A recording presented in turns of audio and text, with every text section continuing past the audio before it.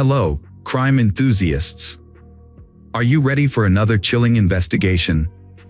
The case of Marta del Castillo. Marta del Castillo was born on June 19, 1991, in Seville, Spain, to parents Eva Casanova and Antonio del Castillo. At the age of 17, Marta was a normal high school student like everyone else. Then her life changed completely. On January 24, 2009, Marta was in the middle of a conversation with her best friend, Sylvia Fernandez. She abruptly ended the conversation, explaining that she had to leave quickly because her boyfriend, Miguel Carcano, was waiting for her downstairs. Marta told Sylvia that she needed to talk to Miguel to clear up some issues in their relationship and promised to fill her in on everything when she returned. Marta ran into her father in the hallway and he advised her against getting on Miguel's motorcycle. In response, Marta just gave her father a light kiss on the cheek. She left her home at 5:30 p.m., and as the hours passed and she failed to return, her family started to worry. Marta's mother reached out to several people, and they all gave the same answer: Marta was probably with Miguel, who would likely know where she was. However, when they tried to contact Miguel, he didn't answer their calls. As a result, Marta's father decided to visit Miguel's house. Despite ringing the doorbell multiple times, no one answered the door. They eventually got in touch with Samuel Benitez, a close friend of Miguel's who claimed to have seen Marta that night. According to Samuel, Miguel dropped Marta off at his house at midnight, which was plausible considering it was only 11:45. Marta's family became more worried, and at 2 a.m. that morning, they reported her missing to the police. At that point, they had no idea that Marta's disappearance would become one of the most highly publicized cases in the country's history. 4 hours after Marta's disappearance was reported, the police identified Miguel Carcano, Marta's boyfriend, as a suspect. Despite this, a third report was filed at 1:30 p.m. But the authorities failed to take immediate action. The family grew increasingly frustrated with the delay. However, 17 hours after the initial request for help, the police initiated a search for Marta. As time went by, Marta's family took matters into their own hands and started collecting statements from Marta's relatives and friends.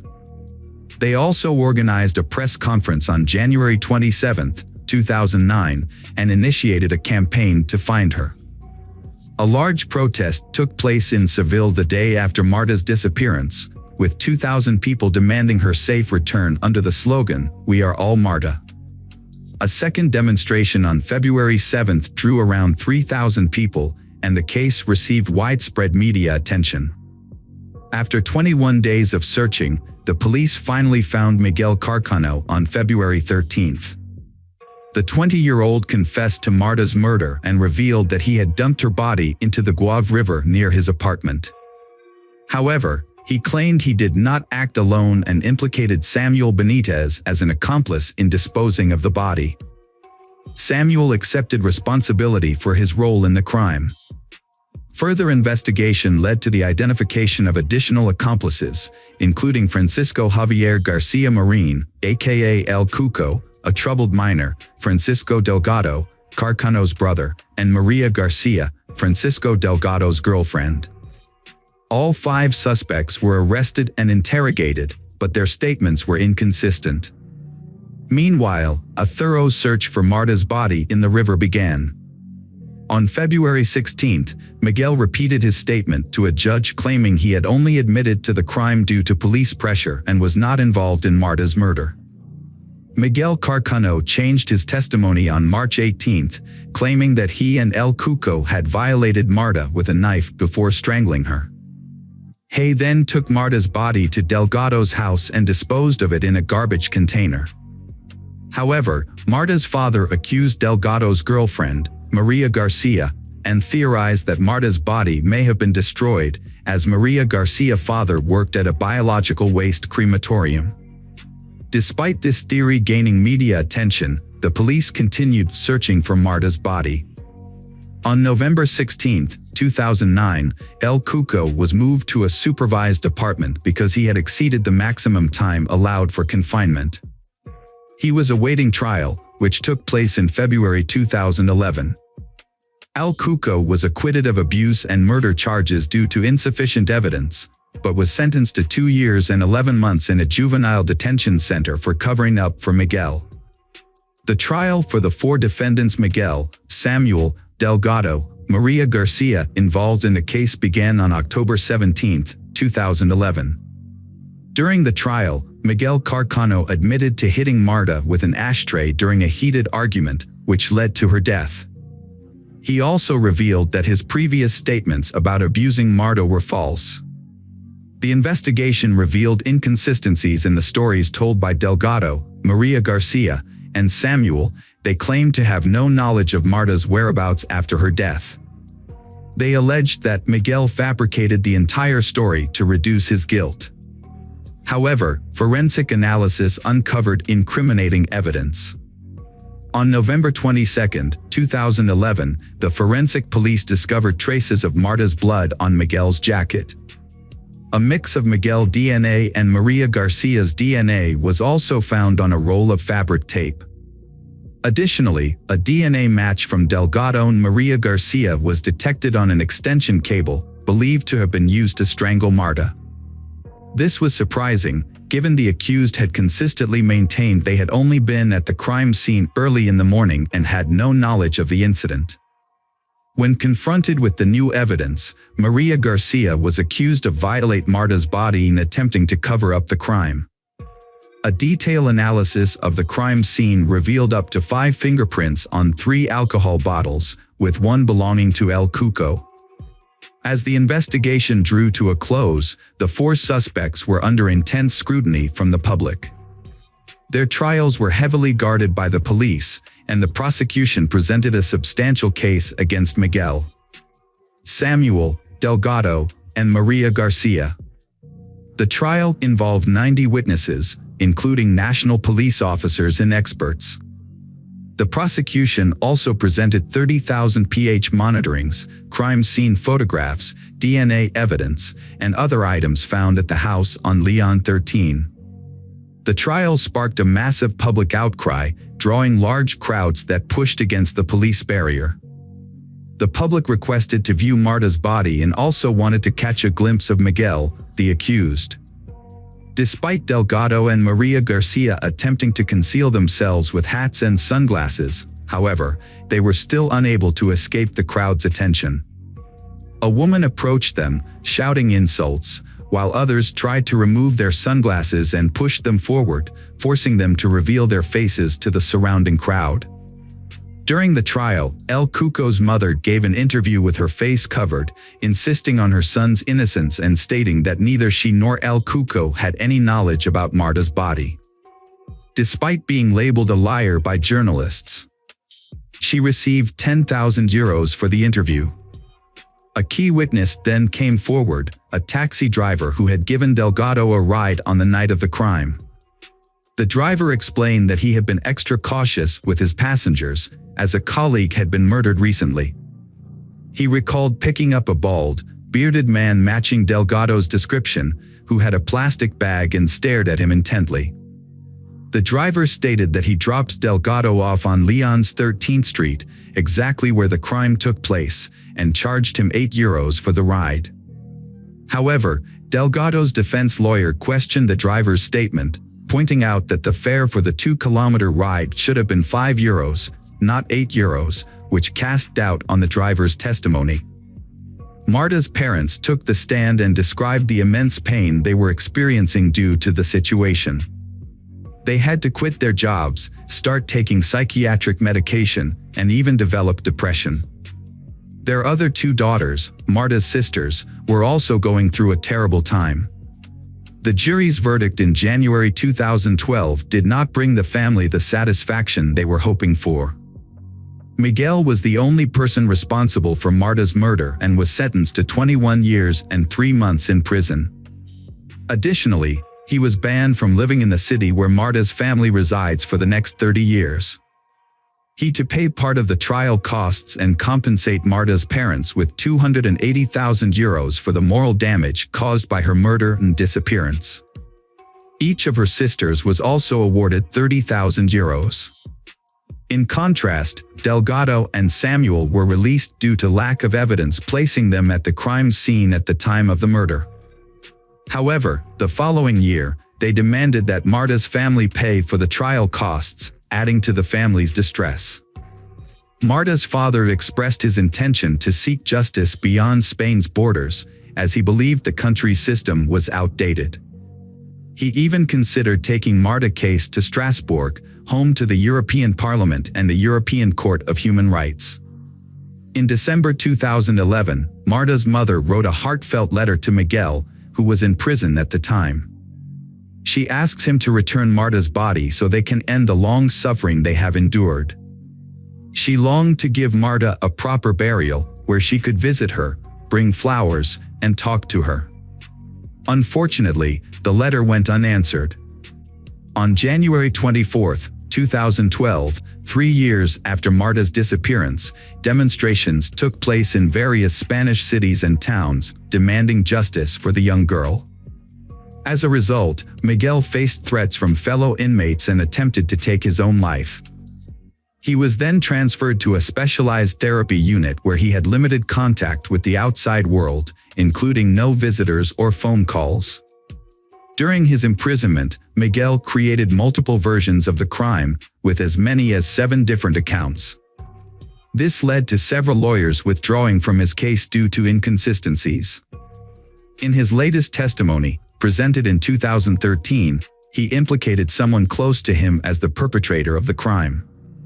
Miguel described an argument between him and his brother, Delgado, over the mortgage for their house at Leon 13. The dispute began when Miguel sent a letter to the family stating that he no longer wanted to cover for Delgado. Miguel stated that a disagreement over a fraudulent loan led to a physical confrontation. The situation became violent and Delgado allegedly threatened his younger brother with a weapon. When Marta intervened, she was fatally struck with the butt of Delgado's gun. After the incident, Delgado made a phone call, but the recipient and the content of the conversation are unknown. Delgado then left the house, leaving Marta's lifeless body behind. El Cuco arrived, and Delgado asked for his help in disposing of the body. They used a wheelchair to transport the body to the Mahala farm in La Neda, where they buried Marta. At first, Marta's parents believed Miguel's story and were grateful to him for telling the truth. They requested that the investigation be reopened, this time focusing on Delgado. However, the prosecution and the judge did not find Marta's statements credible. Marta's father visited Miguel in prison, asking for his cooperation in finding Marta's body. In exchange for Miguel's help, Marta's father offered him a deal. Upon his release from prison, he would give Miguel the house located at Lawn 13, which he had previously purchased. The search for Marta's body became one of the most expensive in the country's history, involving extensive land and sea searches. It seemed impossible for Miguel, Samuel, and another person to transport Marta's body on a motorcycle without incident. During the reenactment, the body fell off the moment the engine started. After Miguel claimed that the body was thrown into a trash bin, the search shifted to the local landfill, which receives all the area's waste. In order to find any relevant clues, the search team estimated that they would need to remove approximately 40,000 tons of waste from the landfill due to the large amount of time that had passed since Marta's disappearance and the massive amount of waste at the landfill. The search for Marta's body lasted 32 days but was unsuccessful. Miguel, the accused, gave investigators 4 different locations where evidence might be found, leading to multiple new searches.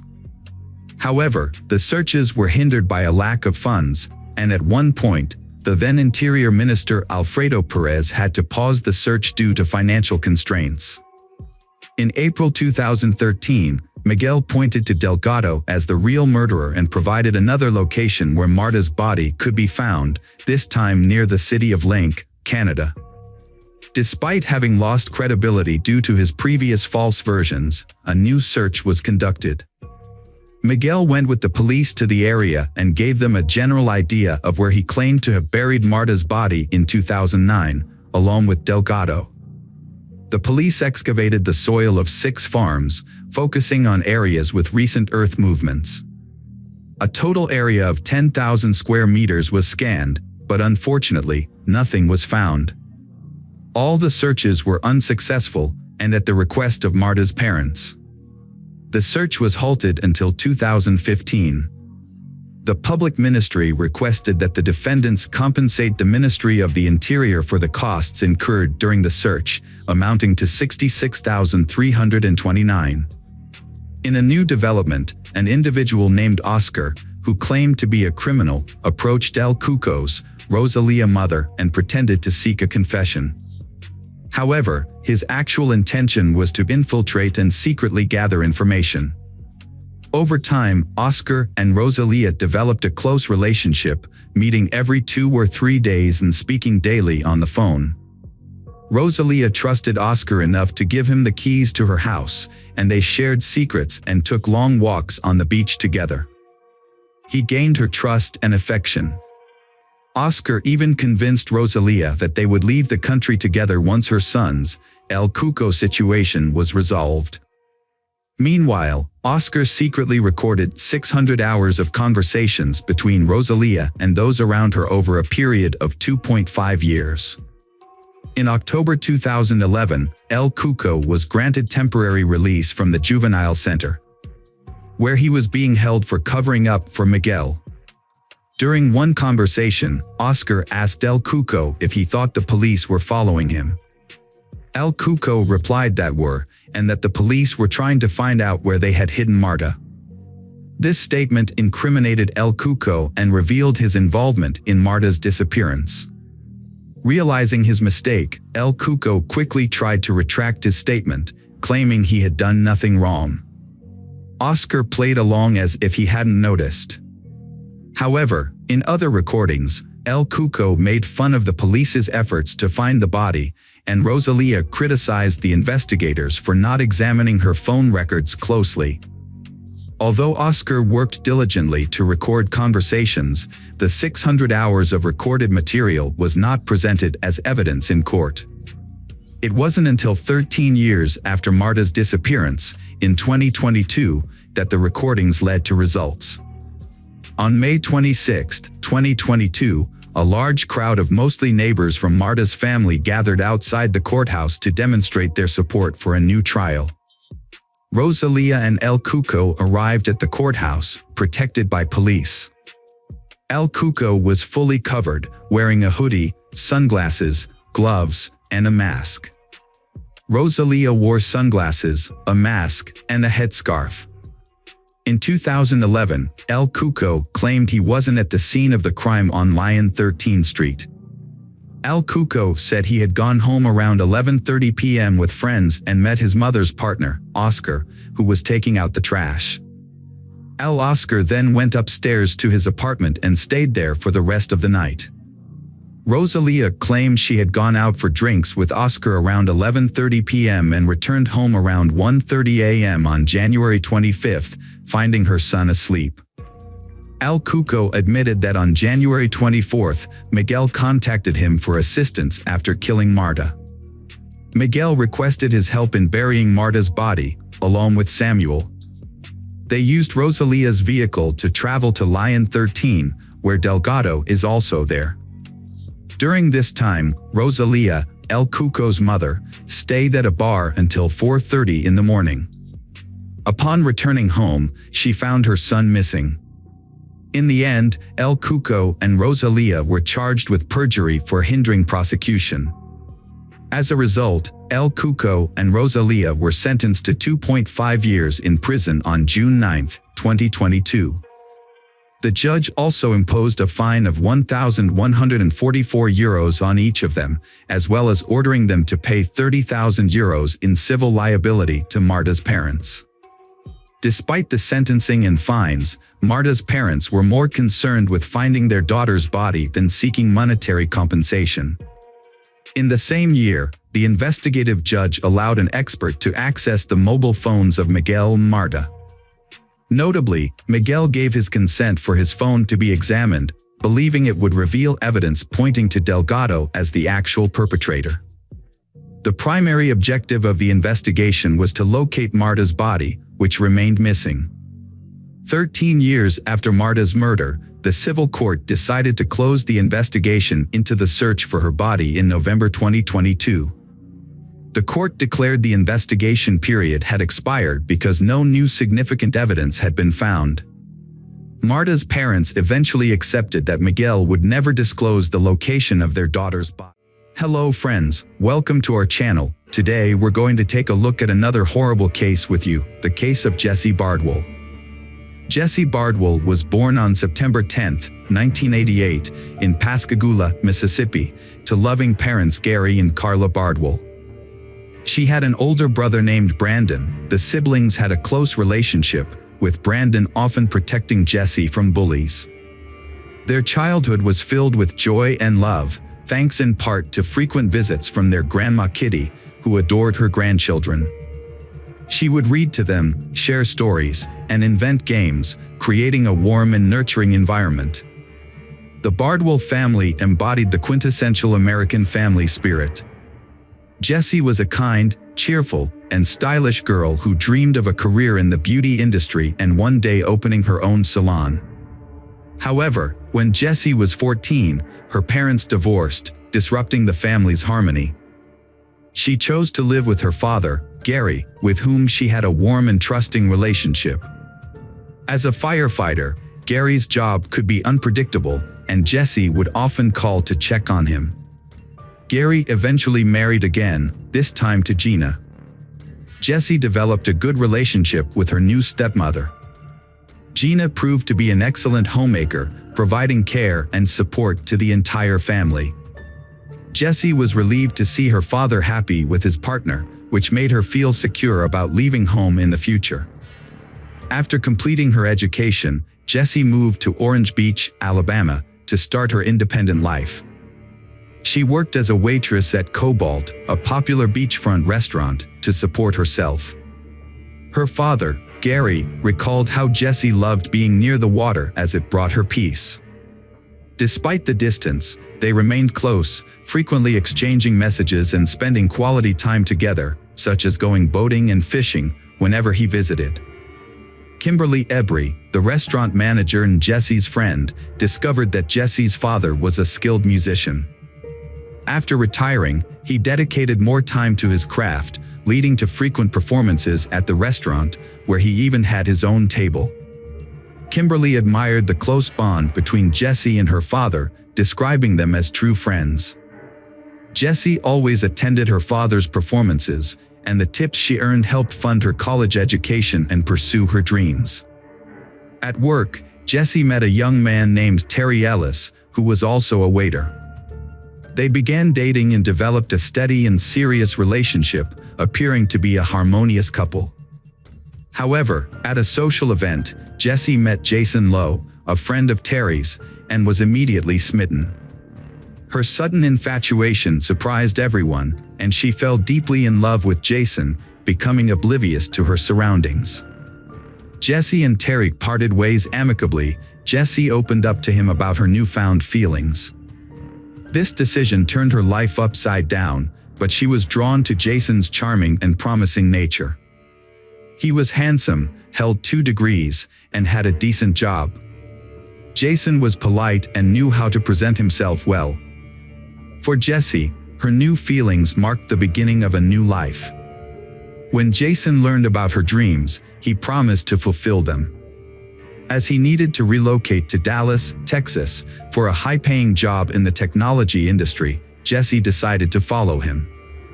Jessie viewed the move as an adventure, rather than a life-changing decision. Although she was hesitant to leave her father, Gary, for an extended period, her ambition and youthful idealism ultimately prevailed. She kept her plans a secret from her father, fearing his disappointment and knowing he would be opposed to her decision. As a result, she didn't inform him of her plans, even when they spent their last Christmas together. Mr. Bardwell didn't notice anything out of the ordinary about his daughter Jessie's behavior initially. She seemed happy, laughing and joking as usual. Jessie, 24, had moved to Richardson, a suburb of Dallas, with her boyfriend Jason. While Jason worked from home, Jessie was looking for a new job and scouting locations for her own salon. They had plans to get married and buy a house. However, Jessie's relationship with her father began to change drastically. They grew apart, and Jessie stopped answering her father's calls, which troubled Mr. Bardwell. It wasn't until speaking with Kimberly that Mr. Bardwell learned of Jessie's new boyfriend and her move out of state. He tried to reconnect with Jessie, but Jason controlled her communications. Mr. Bardwell's suspicions about Jason grew after meeting him when they visited Pascagoula. The father attempted to dissuade his daughter, Jessie, from returning to Texas, but she was resolute. When Gary inquired about her well-being, Jessie hugged him tightly, insisting everything was fine and expressing her desire to make her family proud. However, her father couldn't shake off the feeling that something was amiss. He even wrote a song, "Taken," in her honor. For months after Jessie moved to Texas, she ceased responding to phone calls. The final warning sign came on May 8, when she failed to wish her mother and stepmother a happy Mother's Day, a cherished family tradition. Gary sensed something was terribly wrong and contacted Jason, Jessie's boyfriend. Jason claimed ignorance of Jessie's whereabouts, citing their supposedly open relationship, which allowed her to come and go as she pleased. However, Gary knew this was a lie, aware that Jason was a jealous and controlling partner who contradicted himself. The next morning, Jessie's father headed to Texas, convinced that her boyfriend was involved in her disappearance. During his journey, he sent the boyfriend a message warning him that if Jessie wasn't home when he arrived, there would be serious consequences. When he arrived at their apartment, he found no sign of Jessie or her belongings. Despite this, the boyfriend claimed he had no idea where she was and was waiting for her to return. Later, Kimberly shared some information that Jessie had confided in her during a rare heart-to-heart conversation. It turned out that Jason had been spending money on banned substances and entertainment, and his promises to fulfill Jessie's dreams had largely evaporated. The boyfriend had been pretending to be someone he wasn't, and this was also reflected in how he treated Jessie. While their relationship appeared fine in public, Jason was often rude and aggressive in private, leading to frequent conflicts. With Jessie missing, her father filed a missing person report with the Richardson police. The investigation was led by Detective Hiram Hale, a father of 3 daughters who was determined to uncover the truth. The police took immediate action, speaking with the boyfriend several times and searching the house, but they found no sign of Jessie. During the conversation, the young man, Jason, mentioned that he last saw Jessie on May 8 around 10 a.m. She left without explanation, and he thought she might be visiting her parents. He claimed that she drove away in her Acura car. Jason maintained that their relationship was casual and that he didn't control her or pry into her personal life. However, investigators discovered information that contradicted his statements. They found out that Jessie had sold her Acura car 3 weeks earlier, and Jason was present at the sale. This new information raised suspicions, and investigators questioned Jason again on May 12. When searching his home, police found a plate with a powder substance in the kitchen, which turned out to be cocaine. The investigation then shifted to Jason's garage and the vehicle inside. At first, Jason was unwilling to permit the search, stating that he shared the garage with others and therefore required their consent. However, he eventually dropped his objections. Upon entering the garage, officers noticed a mud-splattered Audi with a detached bumper. They suspected that Jessie's body might be inside the car. Although the vehicle was empty, the smell of decomposition was stronger inside. Police found the broken bumper and what appeared to be blood stains in the trunk. When experts applied a luminol-based substance to the cargo area, it illuminated with a blue light, indicating the presence of blood, likely belonging to the missing woman. Jason claimed he became stuck in the mud while searching for his girlfriend after the car's bumper caught on a bush. Despite this, he maintained that he had no knowledge of her whereabouts. However, he was unable to explain the presence of blood in the car or the controlled substances found in his home. Experts determined that the amount of blood in the trunk suggested that she was likely deceased. As a result, the case was reclassified as a homicide investigation. To prevent the main suspect from fleeing, Jason was detained on charges related to the narcotics found in his home. During interrogation, Jason continued to stick to his story.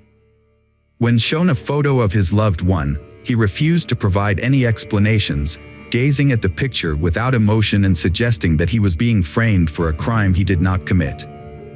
Eventually, the suspect was charged with homicide, even though Jesse's body had not been found. The search for her continued, but it was a difficult and time-consuming process in the vast state of Texas, with its many rivers, lakes, fields, and forests, where a body could easily be hidden. 1 year later, Jason was in a Texas jail, still cooperating with the investigation. He revealed 2 key details about the case.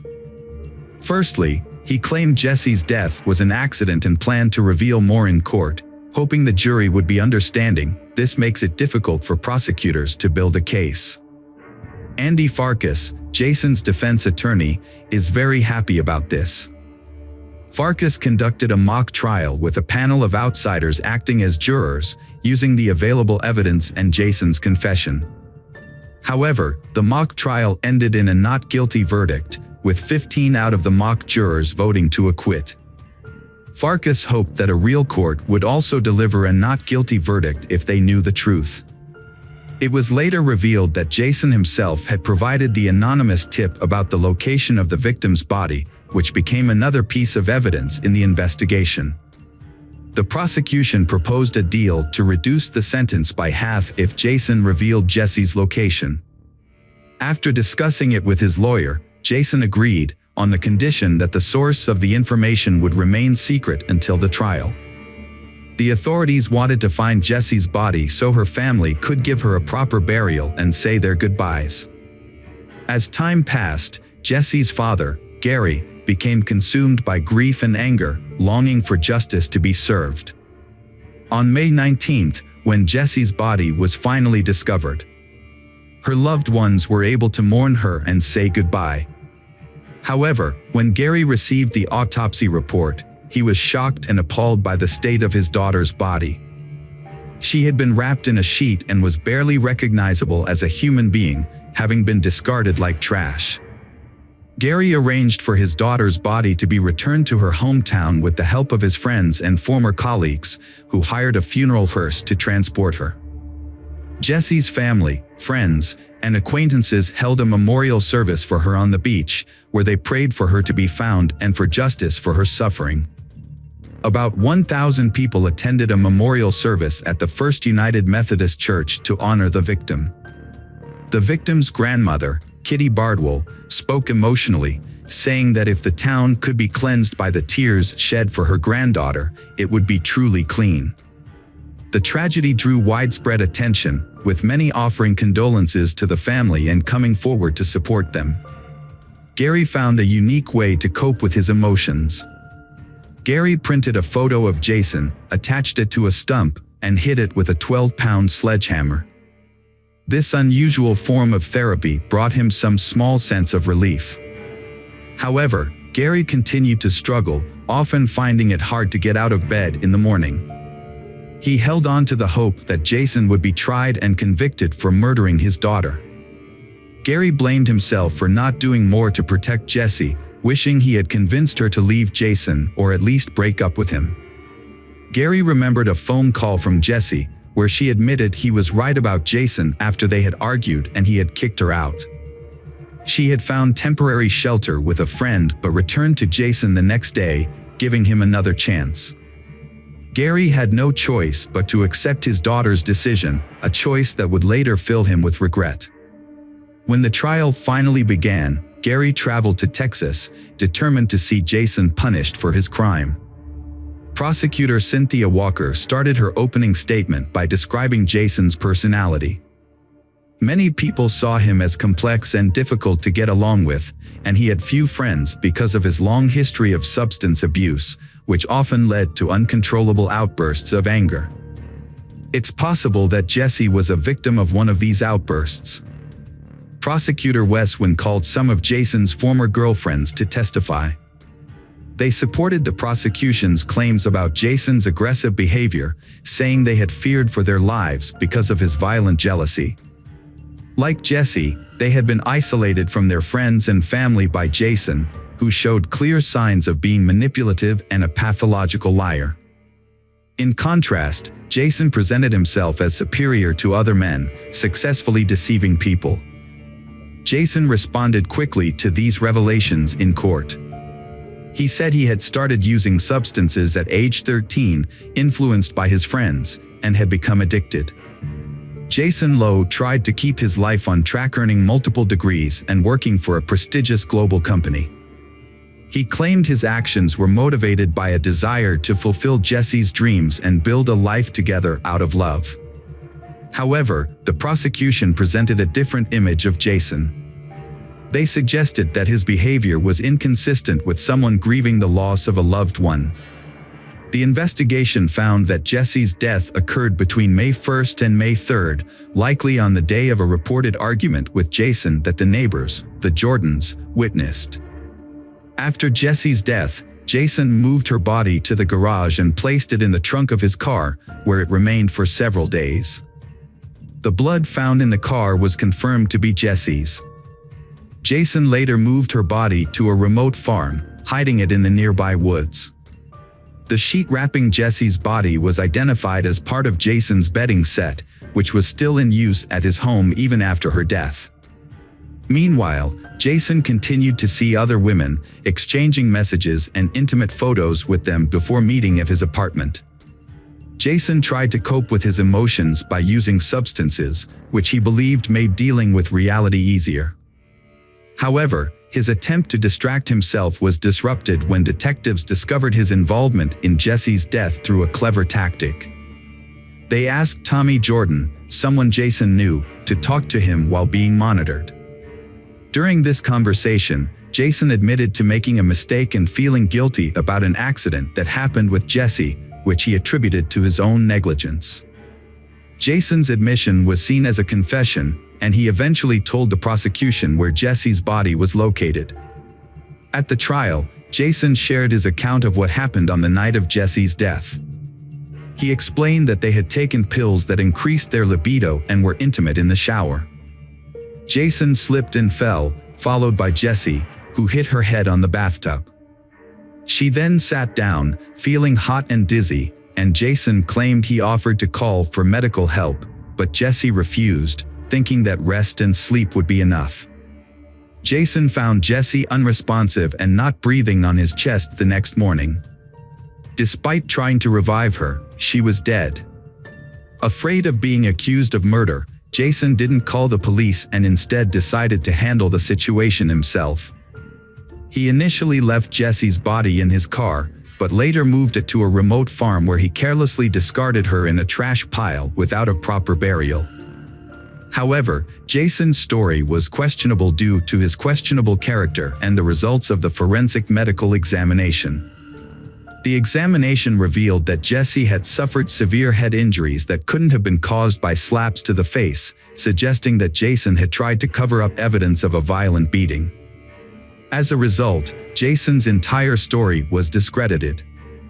After deliberating for 6 hours, the jury found him guilty. Judge Scott Becker sentenced Jason to 50 years in prison. Jason's original sentence could have been up to 99 years, but it was reduced due to a deal with the prosecution. As a result, Jason won't be eligible for parole until at least 2041. Gary felt a sense of relief when the verdict was announced, feeling that justice had been served. However, He noticed that Jason showed no remorse for his actions.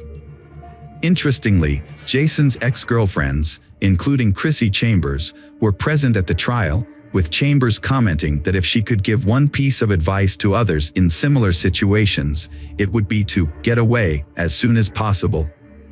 Jason continues to claim that the death was an accident and maintains his innocence to this day. Sadly, Jason's girlfriend, Jessie, had already paid the ultimate price. Jessie grew up with a positive example of male behavior, courtesy of her father Gary, but tragically discovered Jason's darker side too late. This experience serves as a warning that some men can be deceiving, manipulative, hiding behind a charming exterior. Hello friends, welcome to our channel. Today we're going to take a look at another horrible case with you. The case of Shanynthia Gardner. Shanynthia Gardner was born in Memphis, Tennessee, in the late 1980s. Shaninthia's childhood was relatively ordinary. She was a beautiful, slender, curly-haired brunette with a talent for music and a creative spirit. She had a gift for composing songs and singing, which earned her local recognition and fame. Her love for music was just one of her passions. In addition to singing, Shanynthia enjoyed fashion and photography. She was a natural in front of the camera and had an artistic eye for capturing everyday moments. Despite her many creative pursuits, Shanynthia was also devoted to charity and her faith. She regularly attended church and prioritized her family's needs. Her life seemed to be on a promising path, filled with potential and possibilities. Shanynthia was 14 years old when she met Dur Clayton through mutual friends. They quickly discovered common interests and became friends. As they grew older and graduated from high school, their friendship evolved into a romantic relationship. They were perceived as a serious and stable young couple, but had some minor run-ins with the law, including traffic violations and disorderly conduct. In 2008, Dur faced a serious accusation of assaulting a woman, although it was allegedly unintentional. Fortunately for him, the charges were eventually dropped. That same year, Shanynthia and Dur began living together, and they had a son.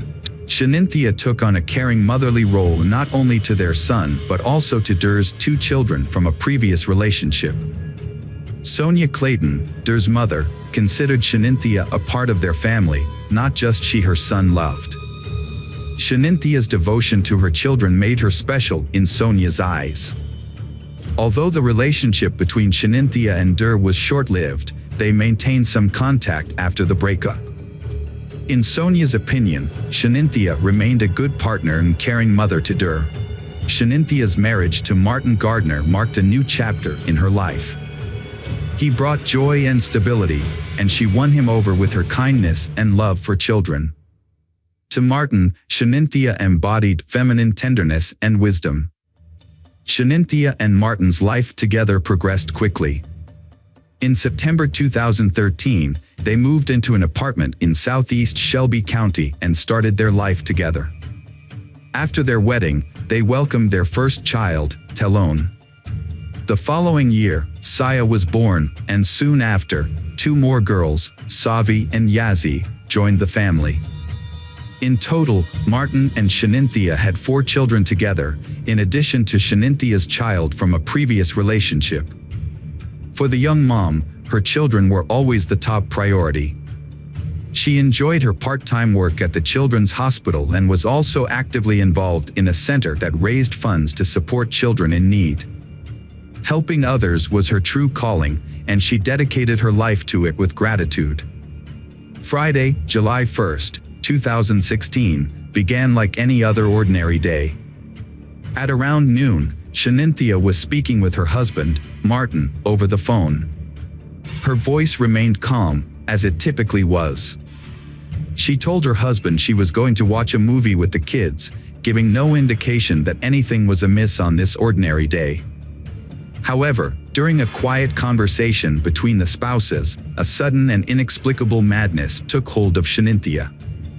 She grabbed a kitchen knife and entered the living room, where she attacked her 6-month-old daughter, Yazzie. The defenseless baby was caught off guard and her life was brutally cut short by the person she trusted most. The eldest child, at just 7 years old, witnessed this horrific scene unfold before his eyes, unable to fully comprehend the tragedy. Panicked and desperate, he fled the house. Shanintya pursued him, still armed with the knife, intent on continuing her rampage. She chased after Dur, but his terrified screams caught the attention of the neighbors. A couple of neighbors rushed outside after hearing screams and were met with a horrific scene that would haunt them. Shanintya stopped attacking Dur when she realized she was being watched. However, the horror was far from over. Chania went back inside the house, where her children, Savi and Talon, were waiting. In a state of distress, she went upstairs to the bedroom where the younger children were, marking the end of their innocent lives. The witnesses quickly called emergency services, requesting help for Dur and his siblings. At that moment, no one could have predicted the tragic outcome that awaited the quiet neighborhood. When the sheriff's personnel arrived, they were confronted with a gruesome scene. Inside the house, they found 4 lifeless children, covered in blood. The sight was shocking. Shanintya calmly called her husband, Martin, and confessed to killing their children. The house was now filled with blood and horror. The investigators had obtained a bloody knife. Chaplains and specialists were called in to provide support to Dur, who had endured unimaginable trauma and required immediate attention. The sheriff's department launched a major operation, cordoning off the apartment complex, including the golf area and country club. Shanintya was taken into custody without bail, and her trial was swiftly scheduled for July 5th. Despite the heinous nature of her crimes, Shanintya was still a mother and partner, someone who had once nurtured love, care, and joy. A friend of Shanintya, Michelle Jaiman, actively defended Shanintya on social media, countering the unjust accusations and emphasizing a key factor: postpartum depression. The case sparked discussions, with Dr. Joel Rissman, a psychiatrist at the University of Tennessee Medical Center, noting that mothers killing their children is rare and often linked to mental health problems. Dr. Rissman also highlighted the state's insufficient mental health funding, which frequently leaves families without vital support. Dr. Diane Barnes, a specialist in psychology and postpartum health, clarified the distinction between postpartum depression and postpartum psychosis. She emphasized that these are 2 separate conditions with distinct symptoms. Although the exact nature of Shanintya's condition required further examination, Dr. Barnes expressed skepticism that a woman experiencing postpartum depression would commit such acts, instead suggesting psychosis as a more plausible explanation. Dur's father did not believe Shanintya was guilty. Although he was not his son's guardian, he was able to visit him after his relationship with Shanintya ended, but this stopped in November 2014. He noticed Shanintya becoming more radical and controlling. His attempts to contact his son were unsuccessful, and he was excluded from his life. Those close to Shanintya noticed a significant change in her. She began experiencing discomfort, which turned into anxiety, paranoia, and panic attacks. Her behavior became unpredictable, and some suspected postpartum depression. This was a shock, as Shanintya was seen as strong and dependable. She had always been in control, but now seemed to be struggling. Shanintya's sudden change in behavior in March 2015 left many people baffled. At first, her friends and family couldn't understand what was happening. One day, she left work early, picked up her children, and drove them down an unfamiliar road, away from their home. Her husband, Martin, thought she was just going for a walk in a park, which was a normal part of her daily routine, so he wasn't immediately concerned. However, as the hours went by, Shanintya never came home, which worried Martin greatly. He decided to alert the authorities to look out for his wife, who was driving with their 5 children. Shanintya drove over 74 miles east, from Memphis to Corinth, but it's unclear why she chose that destination, as she didn't know anyone there. She was later found in the emergency room of St. Francis Hospital, but the police didn't explain how she ended up there. Shanynthia had superficial cuts on her neck and one wrist. If she had attempted to harm herself, her children were the only witnesses, but they were too young to understand what was happening. Eventually, the authorities brought Shanynthia home. However, her behavior became even more unusual after that.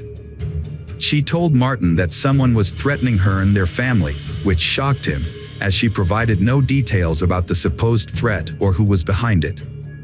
There had been no previous incidents of this kind.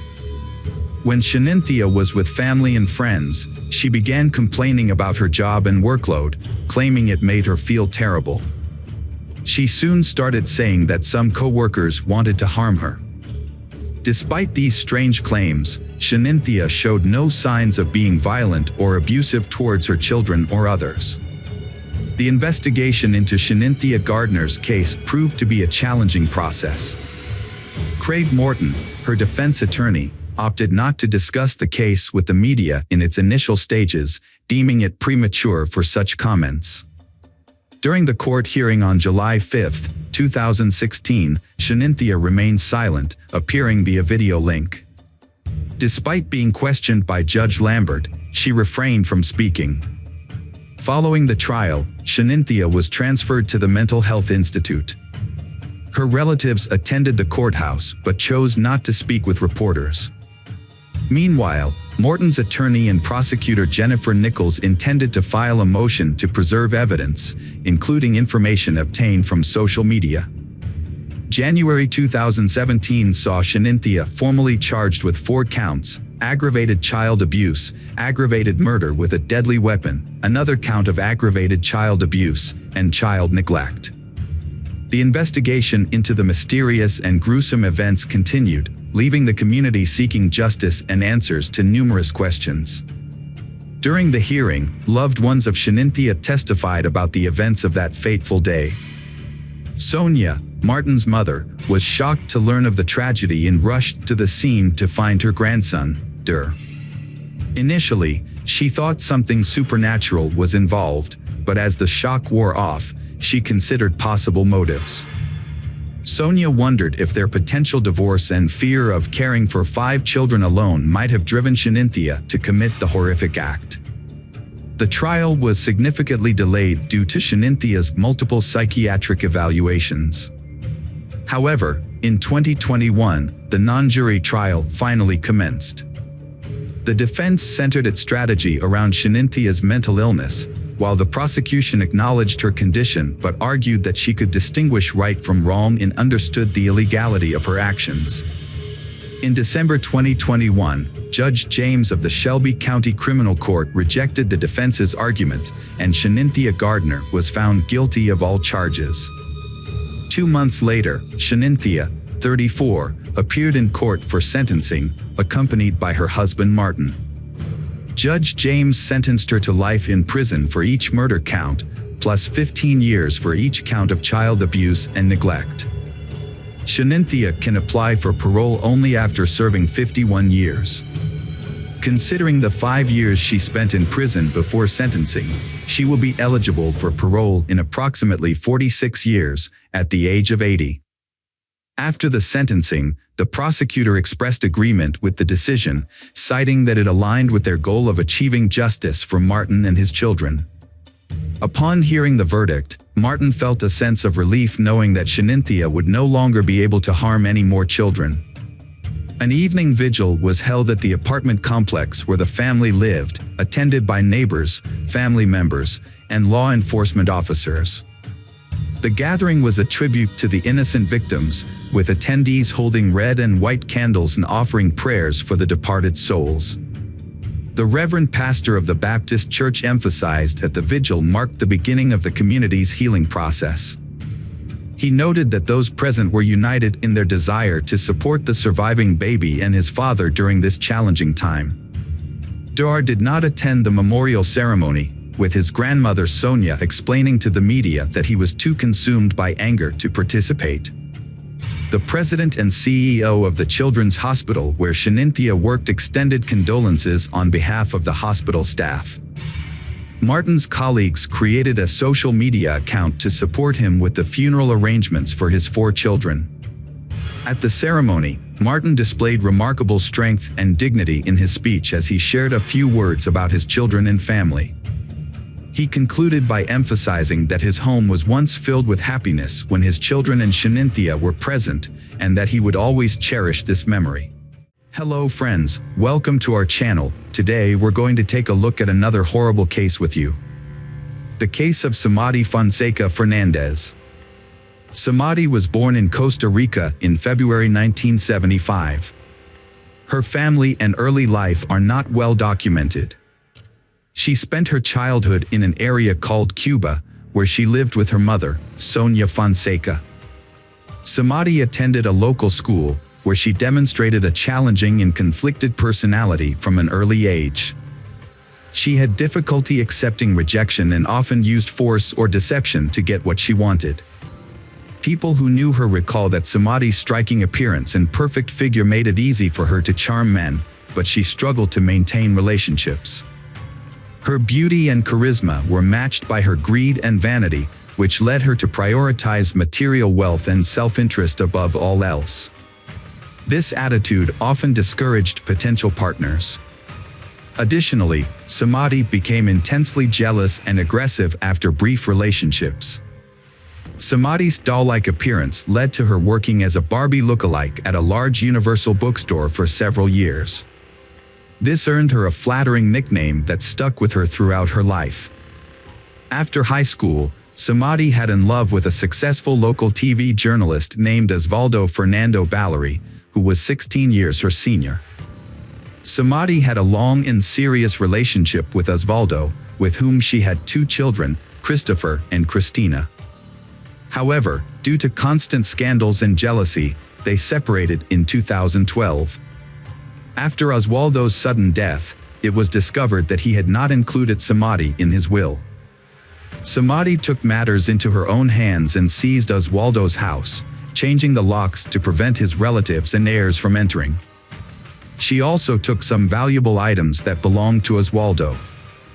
His family members were outraged and went to court to accuse Samadi of theft.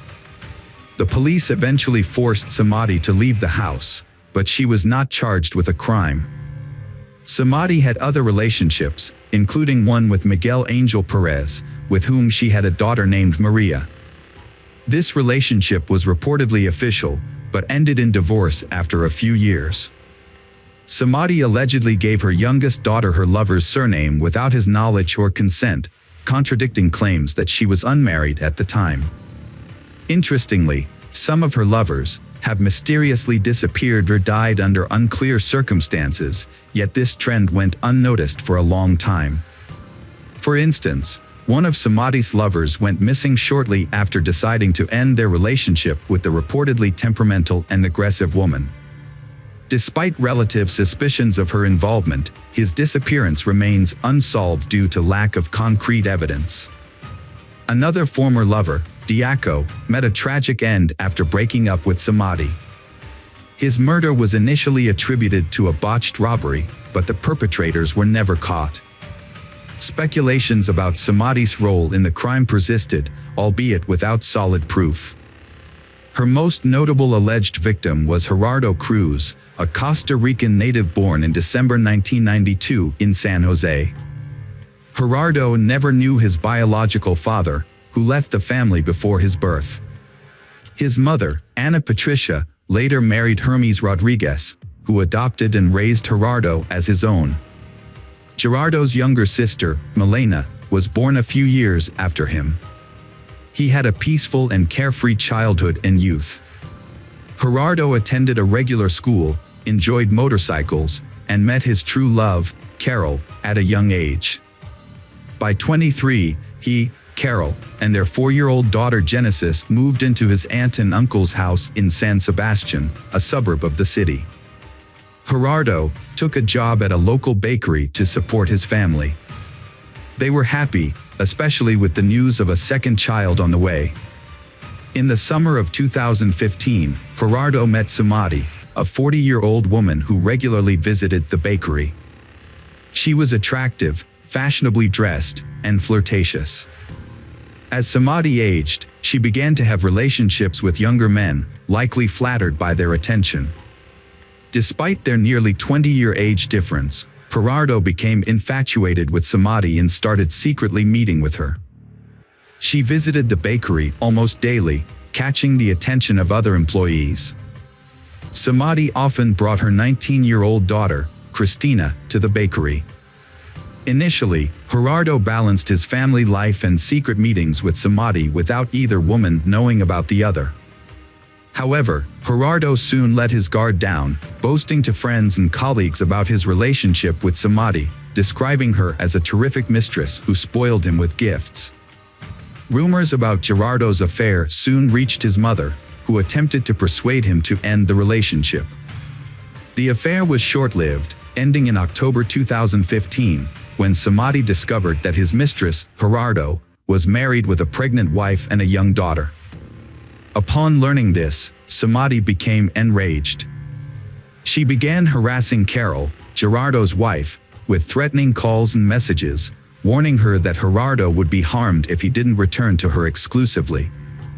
Gerardo apologized to his wife and reconciled, keeping their family intact.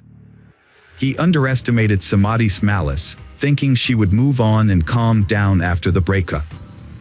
However, Samadhi's vindictiveness was more intense than Gerardo anticipated. Shortly after the breakup, Gerardo witnessed a disturbing incident. While walking downtown, Gerardo noticed an older man secretly filming under a young girl's mini-skirt with his phone. Outraged, Gerardo took out his phone to record the scene. He then approached she, told her what was happening, and advised her to report the incident to the police. Gerardo chased the man for about 2 minutes, trying to get a clear shot of his face on camera. During the chase, Gerardo asked loudly if the man was enjoying taking photos of his sister's underwear without their consent. The man eventually jumped into a taxi and escaped. That night, Gerardo posted the video on his social media page, and it quickly went viral. Internet users identified the man as Luis Solmano Delgado, a former Ministry of Finance employee. As a result, Gerardo became a national celebrity, giving daily interviews to newspapers and appearing on TV and radio shows. He condemned Delgado's actions and stated that he had no regrets about exposing him. However, Delgado's lawyers began working against Gerardo, accusing him of violating the law by distributing the video. They prepared a lawsuit against him, which left Gerardo surprised and confused. He couldn't understand why he was being judged for exposing his actions, rather than the man being held accountable for his behavior. Gerardo's last interview was on October 7th at a local radio station. Feeling confident and believing he had nothing to hide, he spoke openly. The following day, Gerardo had plans to meet his friend Oswald after work, but he suddenly canceled, citing an unexpected emergency. It was later revealed that he had received a message from Samadhi, luring him to the park that evening under the pretext of another interview. Gerardo had no reason to suspect anything was amiss and trusted his former lover. After finishing work, he went to the agreed meeting point, but instead of journalists, 2 unknown men were waiting. They took his bag, assaulted him, stabbed him multiple times in the chest and stomach, and then fled. Before losing consciousness, Gerardo managed to call a friend and report the incident. The friend immediately alerted the police and medical services. Thanks to the swift response, Gerardo was rushed to the hospital, where doctors fought to save his life for 42 days. He underwent numerous operations, but unfortunately, finally they were unable to save him. Gerardo passed away on November 19th in the intensive care unit. Initially, multiple theories emerged about the crime. The first theory suggested it was a robbery murder. Gerardo was indeed attacked in the park at night, his bag was stolen, and he was stabbed with a knife, which made it appear to be a typical theft. However, just a few days before, Gerardo had released a sensational video that compromised a well-known former government official, leading to a second theory, that the murder was an act of revenge. The media openly speculated that the former government official may have hired hitmen to kill the young man who had damaged his reputation. The murder sparked intense debate in the press, with protesters demanding that the perpetrators be caught and brought to justice. The police explored various theories, searching for other potential enemies of Gerardo. For months, the investigation stalled. However, in May 2016, a breakthrough came when footage from a street surveillance camera was discovered. The video showed two men fleeing the scene where Gerardo was fatally attacked. These individuals immediately became the prime suspects, and the police worked to identify and apprehend them. The footage proved to be crucial evidence, and once it was made public, the case started to move forward. It was repeatedly shown on news programs, with viewers asked to take a close look as the individuals could be dangerous. Police created rough sketches of the suspects and described their physical characteristics. One of the suspects soon came forward, hoping that cooperating with the investigation would lead to a reduced sentence. The information provided by the cooperating suspect led investigators to several accomplices and the crime's organizers, Samadi and her daughter Christina. All individuals involved in the crime were eventually taken into custody. Those arrested included Ronald Archie, a cab driver who helped locate the perpetrators, Cesar Chavez, a laborer who acted as an intermediary, and Omar Costa, a young miner who directly participated in the attack and had been tracking the victim on the day of the incident. The investigation revealed the roles and connections of all parties involved through phone records and text messages. Samadi, who had meticulously planned the crime, had enlisted the help of her daughter Christina. Together, they recruited friends Ronald and Cesar to find hitmen to kill Gerardo, staging it to look like a botched robbery in a nighttime park. They were later joined by Omar, who was responsible for ensuring the victim went to the pre-arranged location. Samadi personally chose October 7th as the date for the massacre. On that day, she was in frequent contact with all parties involved, assigning roles and verifying that everyone adhered to the plan. Gerardo was attacked, stabbed multiple times, and robbed of his bag and jacket. These stolen items were later given to the police as evidence. The primary evidence against Samadi was a series of text messages detailing the murder plan and each participant's role. Samadi was so confident she wouldn't get caught that she didn't bother deleting the incriminating messages. Her motive for the crime was jealousy. She didn't want to share her lover with his wife. If she couldn't have him, no one would. She carefully planned the crime, involving her own daughter, who assisted her throughout. Samadi and her daughter were immediately arrested, with no possibility of bail due to the risk of them fleeing the country. Their accomplices were also detained, except for Omar, the youngest participant, who was handed over to juvenile authorities. The investigation spanned a year and a half, concluding in December 2017 when the trial of all parties involved in the criminal conspiracy commenced. It was revealed that Samadi had a history of run-ins with the law, including a prior arrest for forging documents to obtain state benefits, for which she received only a fine. New information also emerged about Miguel Angel Perez, ex-husband of Samadi. It was discovered that Samadi had given their child Perez's surname without his consent. She then successfully petitioned the court to order him to pay child support, which he did for over 3 years. However, it was later uncovered that the entire process had been fraudulent. As a result, Samadi was sentenced to 3 years in prison and a substantial fine. During the trial, Gerardo's wife testified that she had been aware of his affair with Samadi. She stated that Samadi had threatened Gerardo with death, but he had not taken these threats seriously. The primary motive behind the crime, as previously stated, was Samadi's jealousy and wounded pride, stemming from her inability to accept that her younger lover had chosen to remain with his wife. Thanks to phone records, it was discovered that the mother and daughter had planned the crime together. Additionally, after the release of the CCTV footage showing the killers, Christine had a nervous breakdown. She called her mother, sobbing, and was close to going to the police to confess. However, her mother calmed her down, assuring her that the investigation would not lead to them. The verdict was announced on January 23, 2018. According to the court's decision, Samadi was sentenced to 30 years in prison, while Christina, Ronald, and Caesar each received 25-year prison sentences. One of the killers was sent to a juvenile detention center, and the other had not been found at the time. Omar, who had been stalking the victim, was acquitted. The victim's family was awarded $140,000 in compensation for their loss. After the verdict, the family expressed gratitude to the court for the fair punishment of Gerardo's killers. However, it soon became known that Samadi and Christina's lawyers had filed an appeal to reduce their sentences. As a result, each participant's sentence was reduced by 5 years. Samadi is currently serving her 25-year sentence in a Costa Rican women's prison. Hello friends, welcome to our channel. Today we're going to take a look at another horrible case with you. The case of Kelly Clayton. Kelly Clayton, also known as Kelly Stage Clayton, resides in Cotton, New York. Kelly Clayton had a promising life ahead of her.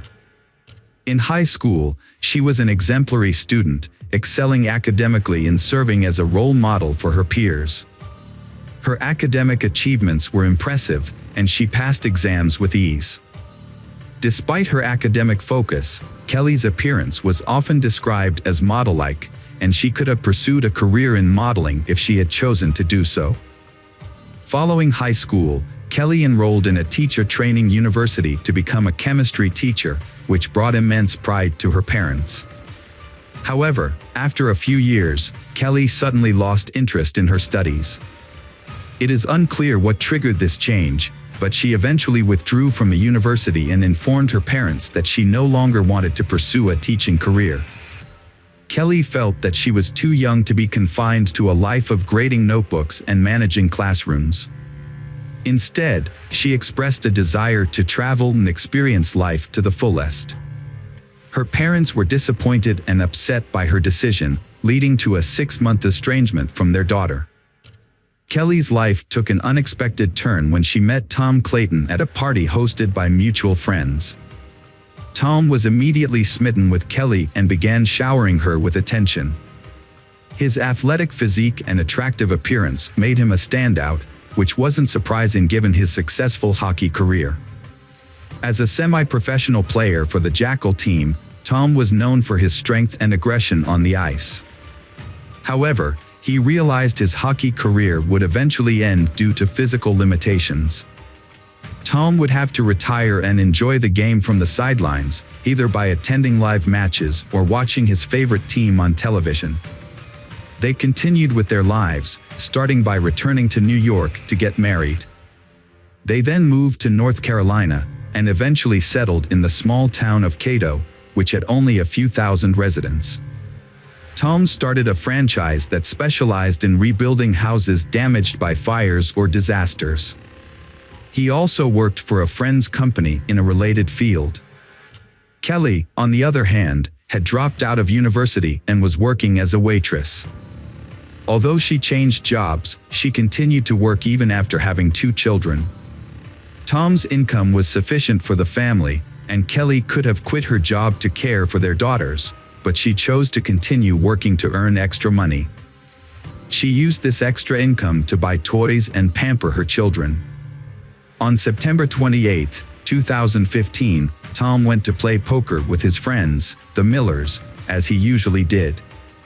He preferred to attend these gatherings alone, as playing for money required a certain level of skill and experience.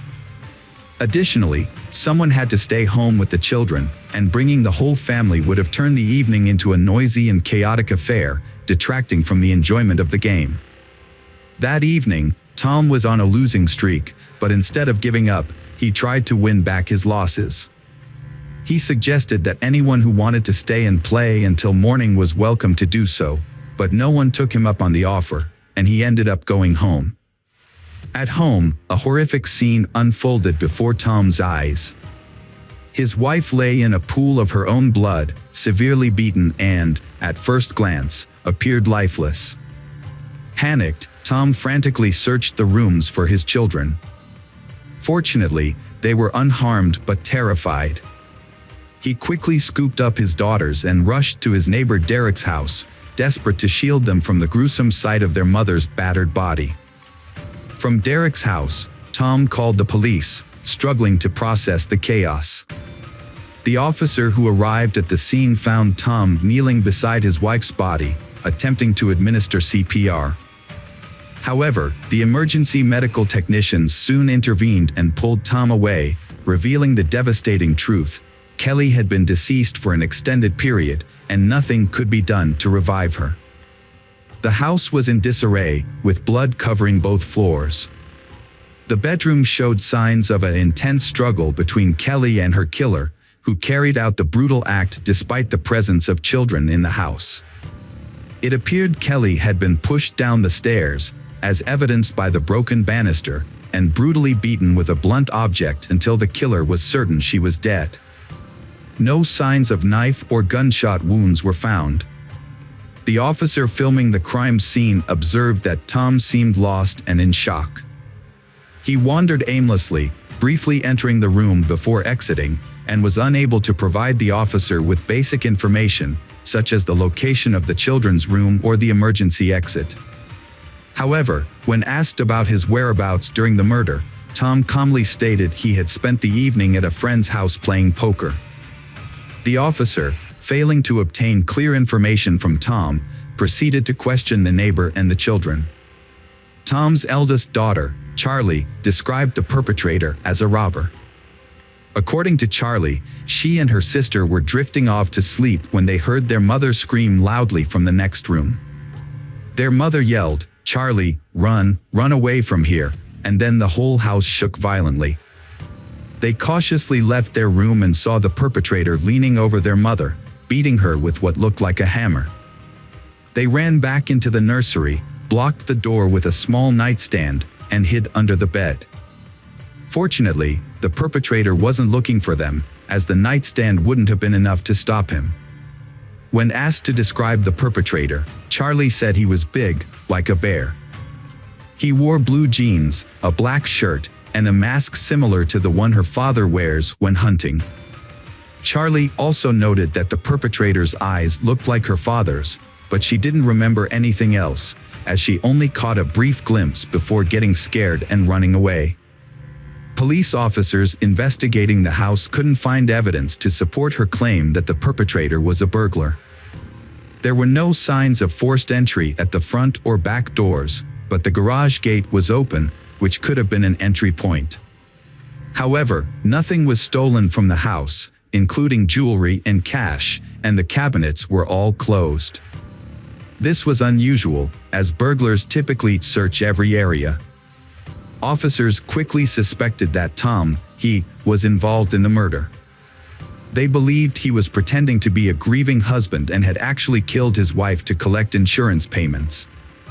If Kelly's life was insured, Tom could potentially receive up to $1 million. The police just needed to gather evidence to solve the case, especially since the daughter mentioned that the perpetrator's mask and eyes resembled her father's.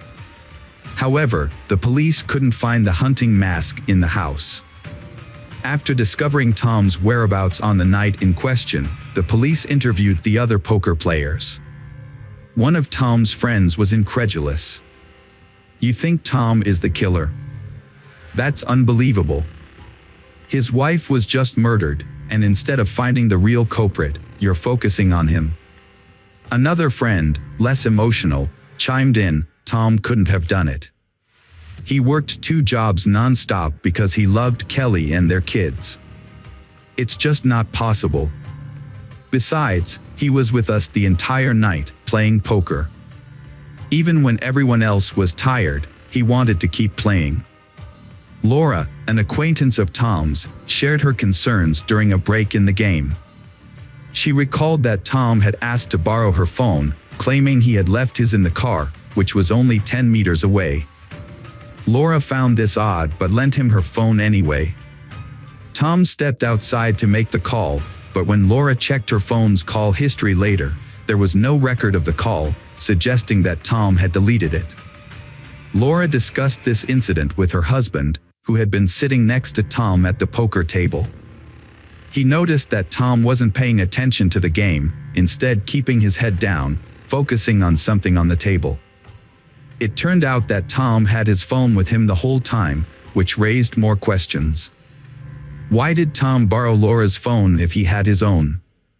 Who was he trying to call, and why couldn't he use his own phone? After Laura's testimony, the police re-questioned Charlie, Tom's daughter, and she reiterated that the robber resembled her father. The next testimony came from the niece of Kelly. She explained that she hadn't told her Aunt Kelly about Tom's true nature because she didn't want to upset Kelly. Aunt Kelly adored Tom. The niece felt her truth wasn't needed, implying that it wouldn't change anything. The niece saw Tom as a person with two sides. On the surface, he appeared caring and attentive, often showering Aunt Kelly with attention and gifts, and even helping with childcare, which is more than many fathers do. However, his behavior at work revealed a completely different personality. Recognizing her niece's concerns about being young and alone, Aunt Kelly had set up a job for her with Tom the previous summer. During her employment, the niece handled tasks such as correspondence, registration, and managing documents. At first, her interactions with Tom were strictly professional, mainly because she didn't know him well before working for him. One day, Tom got drunk and came to the office, revealing to the niece that his family life was a facade. He confessed to loving his daughters, but not his wife, Aunt Kelly. He had been unfaithful, having multiple affairs during their marriage, and considered leaving her but stayed due to financial concerns. It was later also confirmed by female participants of a poker game that Tom was indeed unfaithful, having relationships with two women present at the game.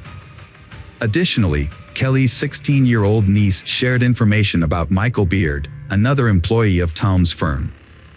Michael was doing repair work on houses after a fire, but there were frequent reports of items going missing from the houses where he worked. Tom initially doubted his customers when they accused Michael Beard of theft during fire restoration jobs.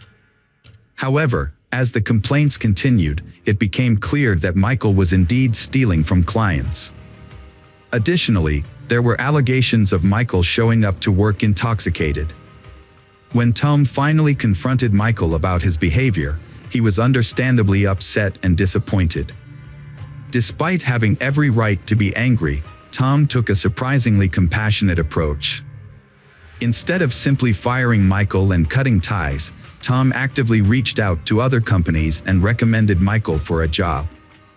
When none of those opportunities panned out, Tom took it a step further and offered Michael work around his own house, doing odd jobs like cutting the grass, watering plants, and making minor repairs. This decision showed that Tom was willing to give Michael a second chance, even if it meant finding alternative employment for his former employee. The detective brought Michael Beard in for questioning. Michael claimed he only stole because he and his family were in dire need of money. He expressed his gratitude towards Tom, his former employer, who had always defended him. Michael also praised Tom's wife, who had shown kindness by feeding him and giving his children old clothes. However, the investigation took a turn when Michael's wife, Holly, was interrogated. She revealed that Tom had offered Michael a job, which Michael had not mentioned earlier, and promised to pay him $10,000 for it. This new information raised suspicions about Michael's alibi. He was called back to the station and hooked up to a lie detector. The test results indicated that Michael was lying, and he eventually cracked under pressure and began to confess. The investigation was sparked by the death of Kelly, which had shaken Michael. He had even attended church to pray for her soul, showing that he was genuinely distraught by her passing. Despite initial doubts about his involvement, the police had released him after the first round of questioning. However, Holly's testimony changed everything. Tom promised Michael $10,000 to kill his wife, Kelly, and make it look like an accident. The plan was for Michael to sneak into the house while Tom was playing poker, strangle Kelly, and then start a fire to cover up the crime. The house was insured for a large sum of money. Michael found 2 cans of gasoline waiting for him in the garage, which he would use to set the fire. He quietly entered the house while everyone was asleep. He crept upstairs to Kelly's bedroom, but she was either awake or woken by the sound of the door. She saw Michael and began screaming. Kelly's screaming startled Michael, and he tried to strangle her. However, Kelly was stronger than she appeared and fought back. A fierce struggle ensued, moving from the bedroom to the kitchen. Michael was surprised by Kelly's strength, which made the fight much more intense than he had anticipated. Michael was in a state of shock and panic, flailing his arms wildly and grabbing at Kelly's clothes, unable to focus on the fight. In contrast, Kelly was fighting for her life, accurately aiming her blows at Michael's face. If the police had arrived at Michael's location sooner, they would have seen evidence of the beating he had taken. After a prolonged struggle, Michael slammed Kelly's head into the wall with great force, knocking her to the ground. She was unable to get up for some time. Michael then produced a hammer and continued to strike Kelly's head until she showed no signs of life. Consumed by rage and panic, Michael fled the house, forgetting that Tom had instructed him not only to kill Kelly but also to set fire to the house to conceal the crime. Mark Blandford, Michael's accomplice, was just the driver. Knowing Michael from working together and staying with him, Mark had not been surprised when Michael, known for petty theft, had asked him to drive during a break-in. Mark had mentioned that he had initially wanted to decline Michael's request, but that the offer of $500 had been tempting. After some deliberation, Michael had convinced him to participate. Michael's plan had been to rob a businessman, and he had needed Mark's assistance to make a quick getaway before the police arrived. Michael had also promised to help with the car. Mark had eventually agreed, but only on the condition that he could park the car at a safe distance from the house. Michael had accepted this condition. That evening, Mark had waited for Michael in the car in a dark alley, and Michael had come back quickly enough, breathing heavily and telling him to move as fast as possible. Michael hadn't had any bag or sack on him, which hadn't looked much like a robbery. Mark hadn't asked him any questions along the way, simply because he hadn't wanted to know anything. He had just wanted his $500, which he hadn't ended up getting. On the way out, Michael had asked Mark to stop at a bridge over a creek a couple blocks south of there. Mark had stopped there, and Michael had hastily stripped off his outer garments and thrown them off the bridge. Mark had offered to show the place if needed. Indeed, police officers who had arrived on the scene at Mark's behest had found parts of Michael's outer clothing near the creek, as well as the hammer used to kill Kelly. Michael, already in custody on suspicion of first-degree murder, began to change his testimony. According to him, he was indeed hired by Tom, indeed for $10,000, but only to commit arson at the house and nothing more. Michael spent a very long time assuring the police of his innocence, and all because he did not know that Mark had shown the place where Michael had thrown out his things, and that his clothes, as well as the murder weapon, had already been submitted for examination. And the experts found both on his clothes and on the hammer the blood of Kelly Clayton. And that was the most direct proof that it was him who killed Kelly, not someone else. Tom denied ordering the massacre of his wife, claiming Michael acted alone. According to Tom, Michael knew Tom had money and was motivated by resentment over losing his job. Tom suggested Michael robbed his house, unaware Kelly was home, resulting in her death. However, Laura, a woman who played poker with Tom, revealed that Tom used her cell phone to make a call. The detective obtained the call records, confirming suspicions. The records showed Tom called Michael on the night of September 28th to 29th. Michael was tried first and maintained he was hired to set fire to the house for insurance purposes. He claimed he didn't kill Kelly and the blood on his clothes came from touching her dead body. He had disposed of his belongings to avoid suspicion of being at the Claytons' house that night. His testimony seemed convincing. The jury deliberated for 7 hours before delivering a guilty verdict on all counts against Michael Beard, who now faced life imprisonment. In contrast, Tom's lawyers managed to gather records of conversations and correspondence between Tom and Michael, but none of these clearly mentioned their nefarious plan. Furthermore, the prosecution's attempts to obtain billing transcripts of Tom's movements yielded no concrete evidence. All the evidence against Tom was circumstantial. However, one key detail caught the attention of investigators. The car in which Mark had given Michael a ride was registered to Tom's company. Moreover, on the day of the incident, Tom had arrived at the office in his personal Toyota but then switched to the company's pickup truck, which was later driven to Michael's house and left there. The truck was returned to the office the day after the tragedy. This suggested that Tom had, in fact, provided Michael with the car that he and Mark used to commit the crime. It was a crucial piece of evidence that the jury testified to during the trial. The 6-day trial concluded with the jury finding Tom guilty of hiring Michael to commit the heinous crime. Michael subsequently appealed, using the testimony of young Charlie, who claimed that the eyes behind the mask belonged to her father. However, the court dismissed the appeal due to the matching description of the clothing found under the bridge. Consequently, Tom Clayton and Michael Beard were sentenced to life in prison. Mark received a 4-year prison sentence for manslaughter. The custody of Tom and Kelly's children was awarded to Kelly's sister, Kim. With time, Charlie has learned to cope with the tragedy. Although she occasionally remembers her mother, she refuses to discuss her father, whom she will never want to see again. Hello friends, welcome to our channel. Today we're going to take a look at another horrible case with you. The case of Michelle Williams. Michelle was raised in Hurst, a suburb of Dallas, Texas, alongside her younger sister Laura. After their mother left to pursue a better life, their father took on the responsibility of raising them. However, he struggled to provide for the family, often relying on unstable construction work and seeking solace in alcohol. In an attempt to make ends meet, Michelle's father devised and carried out schemes to obtain easy money. He would take jobs at factories, intentionally injure himself, and collect insurance payouts. Although this tactic initially worked, it was eventually exposed with the help of CCTV cameras at one of his workplaces, resulting in his arrest and imprisonment.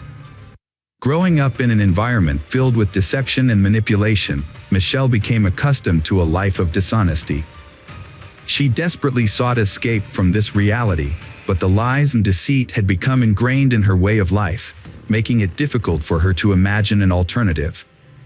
Michelle longed to grow up quickly and leave her impoverished life behind. By the age of 15, she had developed into an attractive young woman, drawing attention from both her peers and older individuals.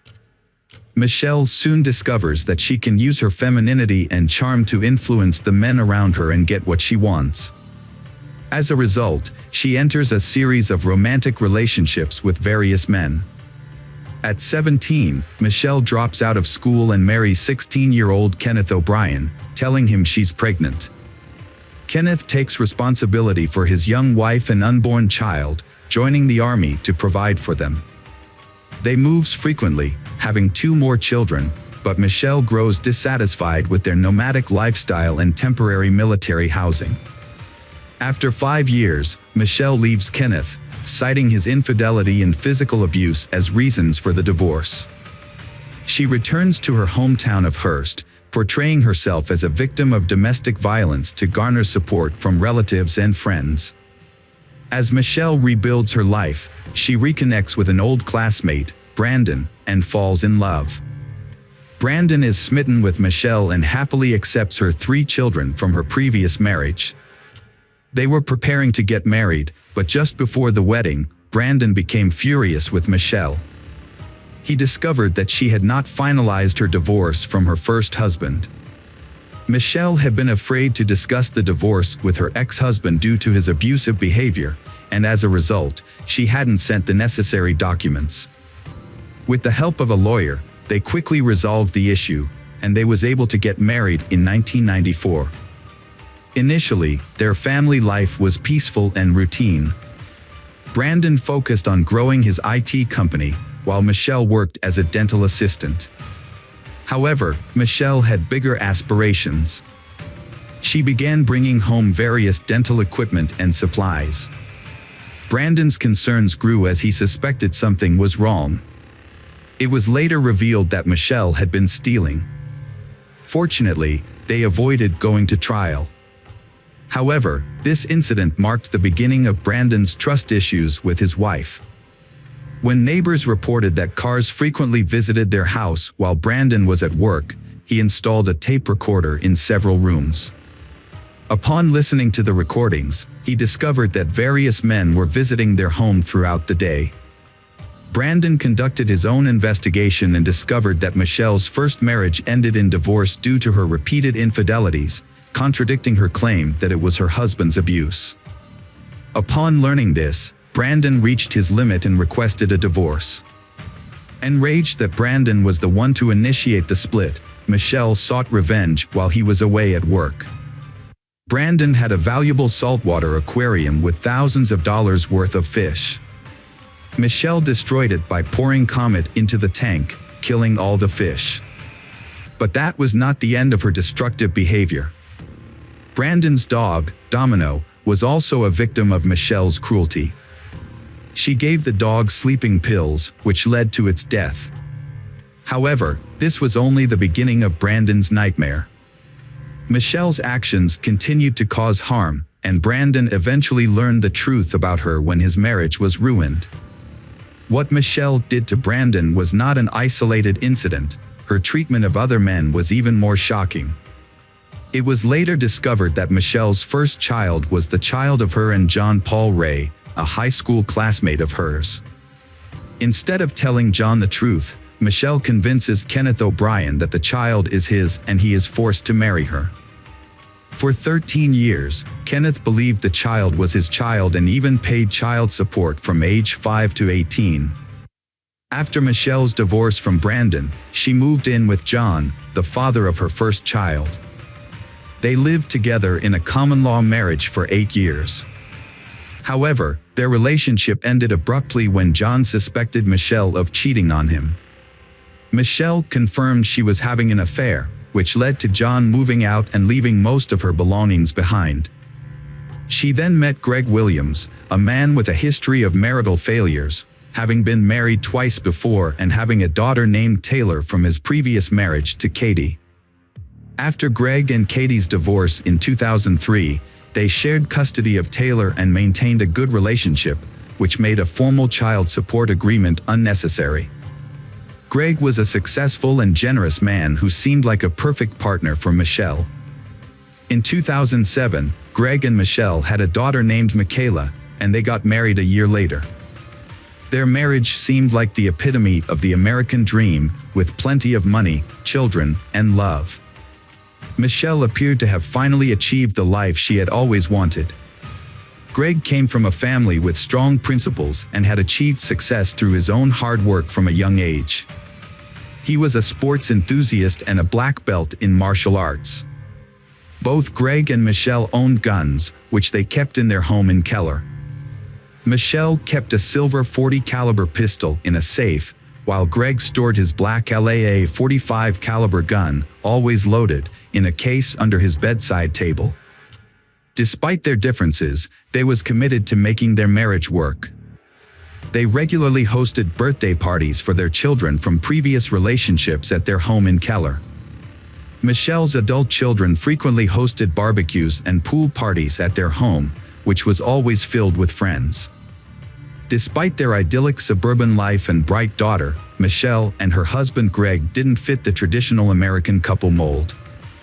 They had met through an online forum for those interested in bondage, domination, sadism, and masochism, and their raucous adult gatherings had drawn numerous complaints from their neighbors.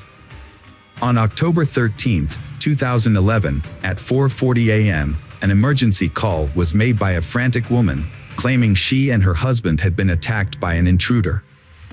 She reported being injured and her husband shot. Police quickly arrived at the scene, discovered a blaring television and a baby sleeping on the couch inside the house. Michelle's daughter was fast asleep and unharmed during the incident. However, Michelle's behavior raised suspicions among the police officers who arrived at the scene. Despite claiming to have just experienced a burglary and assault, Michelle appeared remarkably calm and composed. Her hair was styled, and she was fully dressed, which seemed inconsistent with her story. The police soon cordoned off the entire gated community and thoroughly searched the home. As the investigation progressed, Michelle was taken to the Keller Township Police Station for further questioning. Over several hours of interrogation, her account of the events began to unravel. Michelle initially claimed that an intruder, dressed in black, had struck her on the head with a wrench. She alleged that she fell to the ground but remained conscious and heard a gunshot. According to her, the intruder then fled through the back door. However, the evidence at the scene contradicted her story. Greg Williams, the victim, was found shot in the head while lying in bed. A .45 caliber handgun and a wrench were discovered near the back door, but the circumstances suggested that Michelle's account was not entirely credible. The investigation found no fingerprints on the weapons and no signs of forced entry. The family's valuables, including a large sum of cash, were left untouched. Security footage revealed that the only car to enter the gated community before the crime belonged to a newspaper delivery person. Michelle attempted to mislead the police by fabricating a story about the attack. She even went so far as to injure herself with a wrench and stage the scene. However, detectives noticed inconsistencies in her account. The discovery of the gun used in the crime, devoid of fingerprints, further raised suspicions. The final discrepancy was the untouched $20,000 in cash, which Michelle couldn't explain. While Michelle was unable to provide a reason for why her husband, a successful businessman and devoted father, would take his own life, she was able to justify her own actions. Michelle claimed she wanted to protect their young daughter from the painful truth about her father's death. She told the police that she had cleaned the gun and washed her husband Greg's hands to remove fingerprints, and then staged a fake home invasion before calling for help. This explanation seemed strange, but it explained why no evidence of an intruder was found. Michelle also admitted to using bleach to clean up the crime scene and hitting herself in the face with a wrench to make the attack look more believable. From the start, the police in Keller suspected that Michelle's story was not true, but at the time, they did not have any physical evidence that linked her to the crime. Michelle was arrested for lying to the police, but she was later released. Around 5 p.m. on the day of her husband's murder, Michelle visited her sister Laura's home. During the evening, Michelle cried occasionally, but her sister felt that Michelle's tears seemed insincere. Notably, Michelle didn't mention her late husband's name once. The next morning, when questioned by police, Michelle appeared to be in a great mood. She was well-dressed, had styled her hair, and was wearing makeup. Despite the ongoing investigation into her husband's death, Michelle went out for breakfast at a popular restaurant. As investigators struggled to find a motive and credible evidence, Michelle inadvertently provided them with both. During her initial interrogation, Michelle claimed she wasn't interested in money. However, her actions after Greg's death told a different story. She quickly began selling off assets from their family businesses and spending large sums of money. Michelle had been cashing checks through her husband Greg's IT company, but the exact amount is unknown. It is likely that the amount was substantial. After selling the Blueberries frozen yogurt store in Keller, Michelle made a crucial mistake. She attempted to claim the payout on Greg's life insurance policy, for which she was the sole beneficiary. The policy was taken out on August 12, 2011, nearly 2 months before Greg's death. However, Michelle overlooked a key detail: the policy did not cover Greg's death since he had taken his own life. As a result, the insurance company denied her the $60,000 payout, which was the primary motive for the crime. Later, another financial irregularity came to light that raised suspicions about Michelle. It was discovered that she had used falsified financial documents to secure a mortgage loan for the house that she and Greg were planning to buy before his death.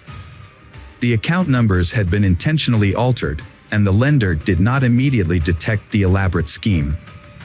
Following Greg's death, Michelle canceled a meeting with the mortgage company, and the fake account went undiscussed until it caught the attention of the police.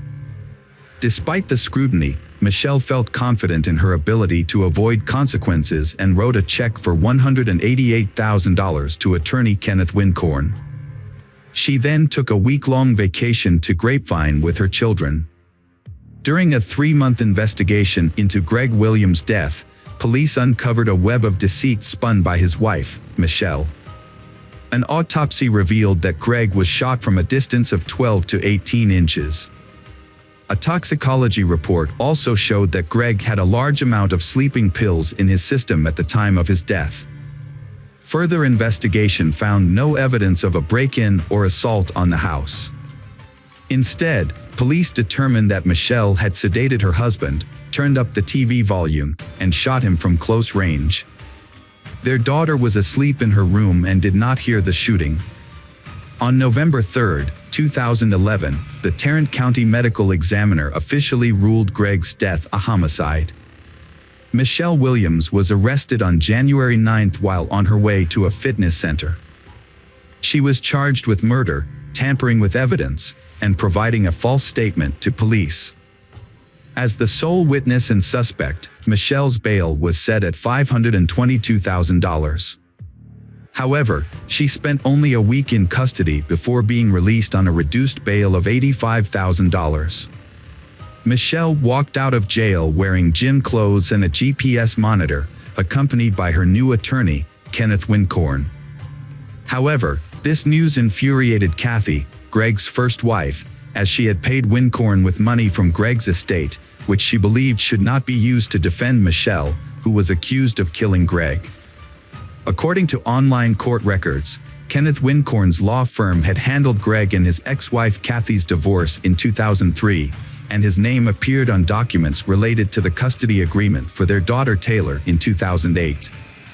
However, Wincorn later provided evidence showing his company, rather than him personally, had handled Greg's divorce case, which cleared him of the accusations that he had colluded with Michelle. Kenneth Wincorn learned of Greg's murder from an IT company employee. He described the news as shocking. Later, Michelle sought his help after her attempt to profit from Greg's death failed. Michelle changed her name to Shelley and presented herself as a fitness guru on Facebook. She publicly revealed her relationship with Gene Wallace, a friend of her oldest son who is nearly 15 years younger than her. Shelley and Gene opened a fitness club in Bedford and actively promoted it online. Michelle spent the next few months attending court hearings, enjoying her new relationship, and participating in fitness classes while wearing a GPS tracking ankle bracelet. Her courtroom attire often included miniskirts, knee-length boots, and revealing blouses. According to Greg's ex-wife Kathy, Michelle never showed any signs of mourning Greg's death. Rob Conover, a friend of Greg's for over 20 years, attended many of Michelle's hearings. He observed how Michelle skillfully manipulated police officers, portraying herself as an innocent woman in need of protection. On October 9, 2013, 45-year-old Michelle took a plea deal, pleading guilty to tampering with evidence and deadly conduct. Michelle Williams has been sentenced to 18 years in prison for tampering with evidence and engaging in deadly, dangerous conduct. This is a third-degree felony that is only recognized in a few states. Initially, Michelle admitted to cleaning the gun and her husband Greg's body, but the lack of her DNA at the scene raised doubts about the first-degree murder charge. The trial of Michelle Williams, also known as Keller's Black Widow, has begun.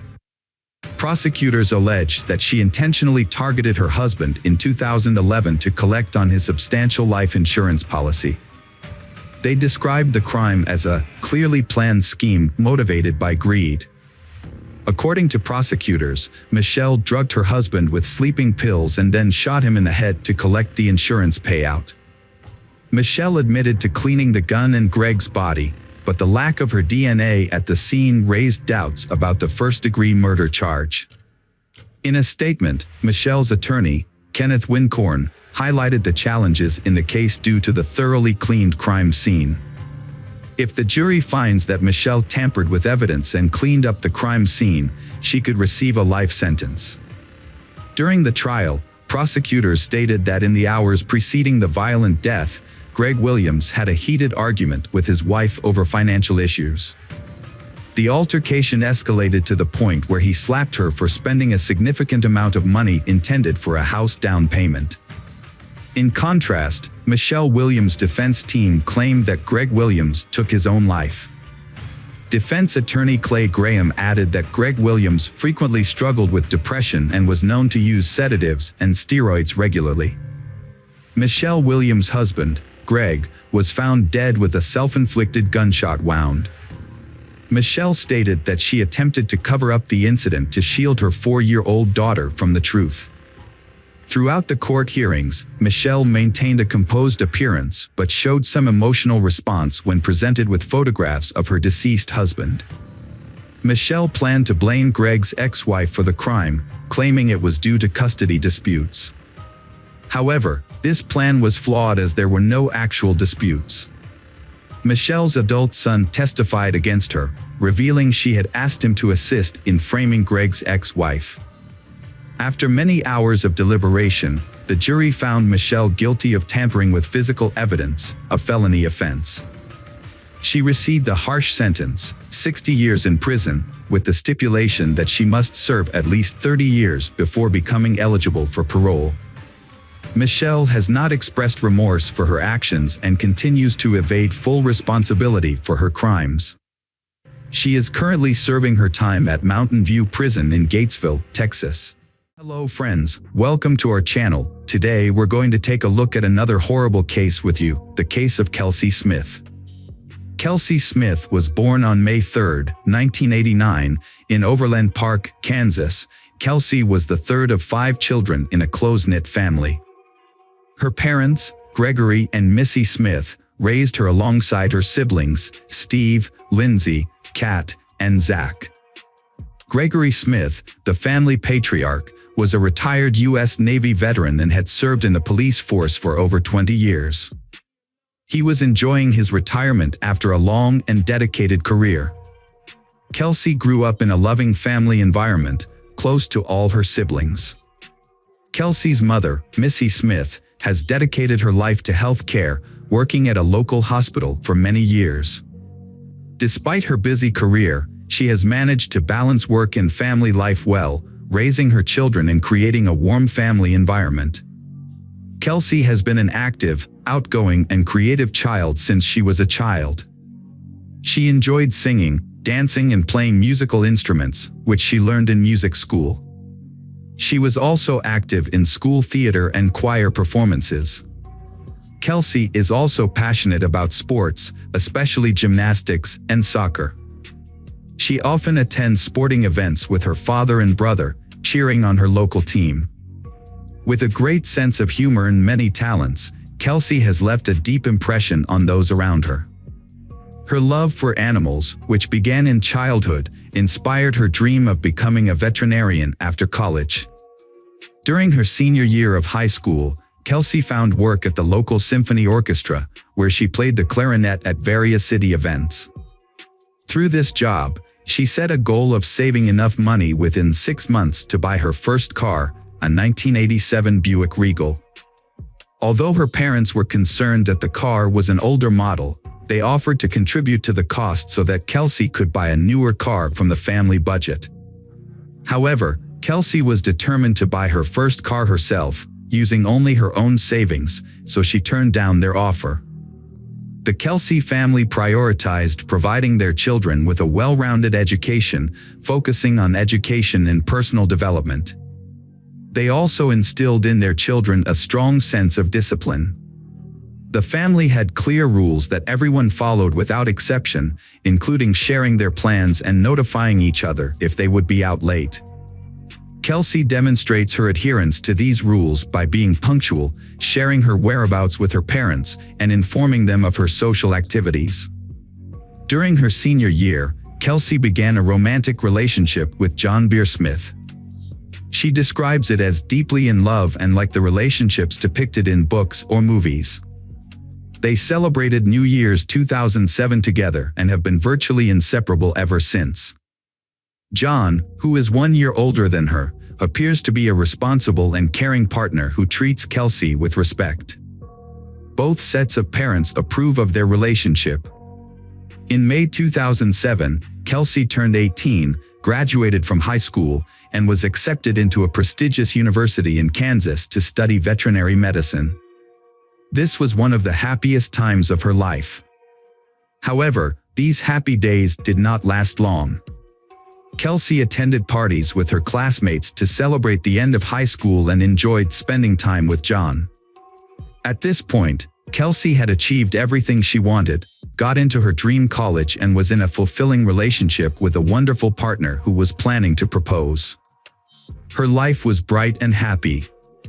However, her disappearance from a shopping mall parking lot on June 2, 2007 changed everything. Kelsey and her boyfriend John were about to celebrate a big milestone, 6 months of dating. To make it special, John planned to propose with a custom-made engagement ring and had booked a romantic dinner for they of them. Unaware of John's plans, Kelsey also wanted to surprise him with a gift. That Saturday, she got ready, drove to a nearby Target Corporation store, and called her mother around 7 p.m. to say she had found the gift but needed a special bag for it. Her mother suggested checking the mall across the street from Target Corporation for a romantic gift bag. Kelsey thanked her mother for the advice and promised to be home soon. John was supposed to pick her up at 8 o'clock. However, after that conversation with her mother never heard from Kelsey again. Kelsey failed to return home. When John arrived at 8 with a large bouquet of flowers, he was shocked and frightened to discover Kelsey's absence. Her parents were equally terrified, as it was unlike Kelsey to ignore phone calls and texts. She had vanished in a busy area during the daytime, and no one had witnessed her disappearance. Kelsey's father and 2 eldest siblings began searching for her. They found her car parked at the Oak Park Mall, which gave them a glimmer of hope that she might still be inside the mall for some unknown reason. However, after thoroughly searching the mall, inquiring with salespeople and security guards, they concluded that Kelsey was not there. Upon returning to the car, they found it undisturbed with no signs of struggle or violence. Kelsey's father, a former police officer, decided not to touch anything to preserve potential evidence, as the car might be part of a crime scene. Kelsey's parents reported her missing to the police the same day, but the police were initially hesitant to start searching right away. They explained that since Kelsey was 18, she wouldn't be considered missing until 24 hours had passed. However, Kelsey's father, who had connections, insisted on an immediate search. He also asked hospitals in the city if a woman matching Kelsey's description had been admitted. That evening, the police interviewed Kelsey's family and John to confirm their whereabouts and rule them out as suspects, a standard procedure in missing person cases.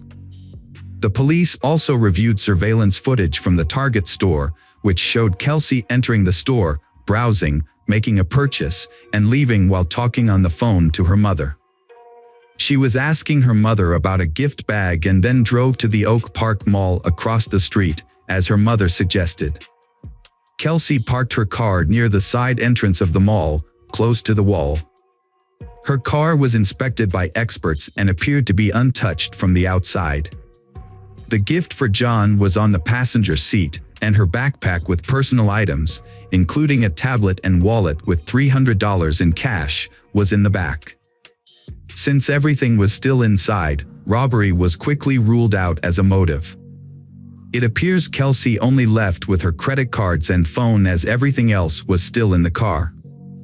There were no signs of struggle, blood, or damage, and the only unknown fingerprint was found on the driver's seatbelt, which did not belong to Kelsey, her family, or boyfriend. The investigation tried to track Kelsey's location through her mobile phone signal, but the device was inaccessible, possibly turned off or damaged. Despite this, it was possible to determine the last known location of the phone to narrow the search area. However, Verizon Communications, the wireless carrier, delayed providing the necessary data for several days. Instead of refusing to cooperate, the company kept promising to look into the matter, which effectively slowed down the process. In 2007, telecom companies were permitted to keep subscriber information from law enforcement, including police and FBI, without a court order. They based this on data protection laws. Not even situations where someone's life was in danger were exempt from this rule. A closer look at surveillance footage revealed a disturbing detail: a mysterious stranger was stalking Kelsey. The man initially did not attract attention because he kept a safe distance and did not interact directly with Kelsey. He was a Caucasian man between the ages of 20 and 25 with dark hair, short and a light beard, wearing a plain white t-shirt and black shorts. He followed Kelsey into the Target store about 30 seconds and continued to follow her from a distance as she browsed the various sections. The surveillance cameras captured his movements, and his behavior was later described by the prosecution as similar to a predator stalking its prey. After Kelsey left the store, the man followed her to the Oak Park parking lot in his Chevrolet truck, waiting until she was alone. It's possible that he overheard her conversation with her mother, as he was standing close by while she was on the phone. This may have allowed him to learn about her plans to visit the nearby shopping center. Unfortunately, Kelsey had parked her car in a poorly lit spot, next to a side door and a storage area, which made it difficult for the cameras to capture what happened next. As Kelsey sat in her car, the man parked his truck beside her and got out, wearing the same white t-shirt and black shorts. The stranger came up to her on the driver's side and, likely threatening to harm her, forced her to get behind the wheel of his Chevrolet. The truck then drove away in an unknown direction. Due to Gregory Smith's connections and experience, he believed that the more attention and coverage the case received, the higher the chances of finding their daughter and bringing the perpetrator to justice. As a result, the story was featured in both national and international media, including the popular show, America's Most Wanted. When surveillance footage showed the stranger following Kelsey, the clearest images of his face were broadcast on the news, urging viewers to come forward if they recognized him. The police received calls from people claiming to have seen the man in various cities and states, although most of these reports turned out to be incorrect. Each lead was investigated. On June 6, a woman named Mrs. Miggs called the police, stating that she recognized her neighbor, Edwin Hall, from the footage. Initially, she had hesitated to report it due to doubts, but the information about the truck removed her last doubts, as Edwin owned an old 1970s Chevrolet. On June 6, 2007, two significant events occurred in the investigation. The police received crucial data from Verizon Communications about the last known location of Kelsey's phone signal. This information pinpointed a specific cell tower, allowing the police to establish a 1.1-mile search radius to the north. Within 45 minutes of starting the search, Kelsey's body was found in the brush near Longview Lake, Missouri, about 30 meters from where she was abducted. The medical examiners determined that she had been brutally assaulted and strangled with her own belt. Kelsey's body was discovered without clothing, except for the belt used to strangle her. Her body was carelessly discarded in the bushes, partially covered with dry branches. Over the 4 days it lay exposed to the June sun, Her remains were severely disfigured by insects and wildlife, making them almost unrecognizable. Despite the state of her remains, the examination confirmed that the body was indeed Kelsey Smith. The second major event on June 6 was the arrest of the main suspect. When police arrived at his residence, he remained calm and acknowledged that his friends called him Jack. He agreed to provide a statement at the police station. During the interrogation, Edwin Hull claimed he had never seen Kelsey before, even when shown a photograph of her. When presented with surveillance footage from the store that showed him following her, he insisted that he had only visited Target for personal reasons and hadn't noticed her. He suggested that their appearance together in the footage was just a strange coincidence. Despite being shown irrefutable evidence, Edwin seemed confident that he had covered his tracks and couldn't be held accountable. He had thoroughly cleaned his van and had used protection during the assault, leaving no DNA evidence behind. However, Edwin agreed to cooperate with the investigation and provided his DNA sample and fingerprints. A crucial piece of evidence emerged when his fingerprints matched those found on Kelsey's car's seatbelt buckle. A thorough search of his home also revealed a hidden air pistol with Kelsey's DNA on the barrel. Edwin was officially charged with abduction, assault, and murder. A jurisdictional issue arose, as Kelsey was abducted in Kansas but her body was found dead in Missouri. This was important because it affected the potential sentence. In Missouri, Edwin faced the possibility of a capital punishment trial and sentence. Edwin realized the seriousness of his situation and, after consulting his lawyer, decided to confess to the crime and provide details in the hope of a reduced sentence. He described how he had noticed Kelsey entering the store and followed her, getting close enough to overhear her phone conversation about visiting the shopping center across the street. Edwin waited until Kelsey was alone, then followed her to the adjacent parking lot. He was pleased when she parked in a secluded spot near the side entrance. He got out of his vehicle, armed with a pistol, and waited for Kelsey to return to her car. As she was getting into the driver's seat, he prevented her from closing the door. Kelsey had already pulled out the seatbelt, and Edwin allowed her to buckle up, leaving his fingerprint on it. Edwin then put the pistol barrel in Kelsey's mouth, threatening her to move to his vehicle's driver's seat. Kelsey drove Edwin's truck while he aimed the gun at her and gave her directions. When they reached a remote area at the state border, Edwin ordered Kelsey out of the truck and led her into the bushes. There, he assaulted and strangled her with the belt, then covered her body with branches. He thoroughly cleaned his truck to eliminate any evidence of Kelsey's presence, including fingerprints and DNA.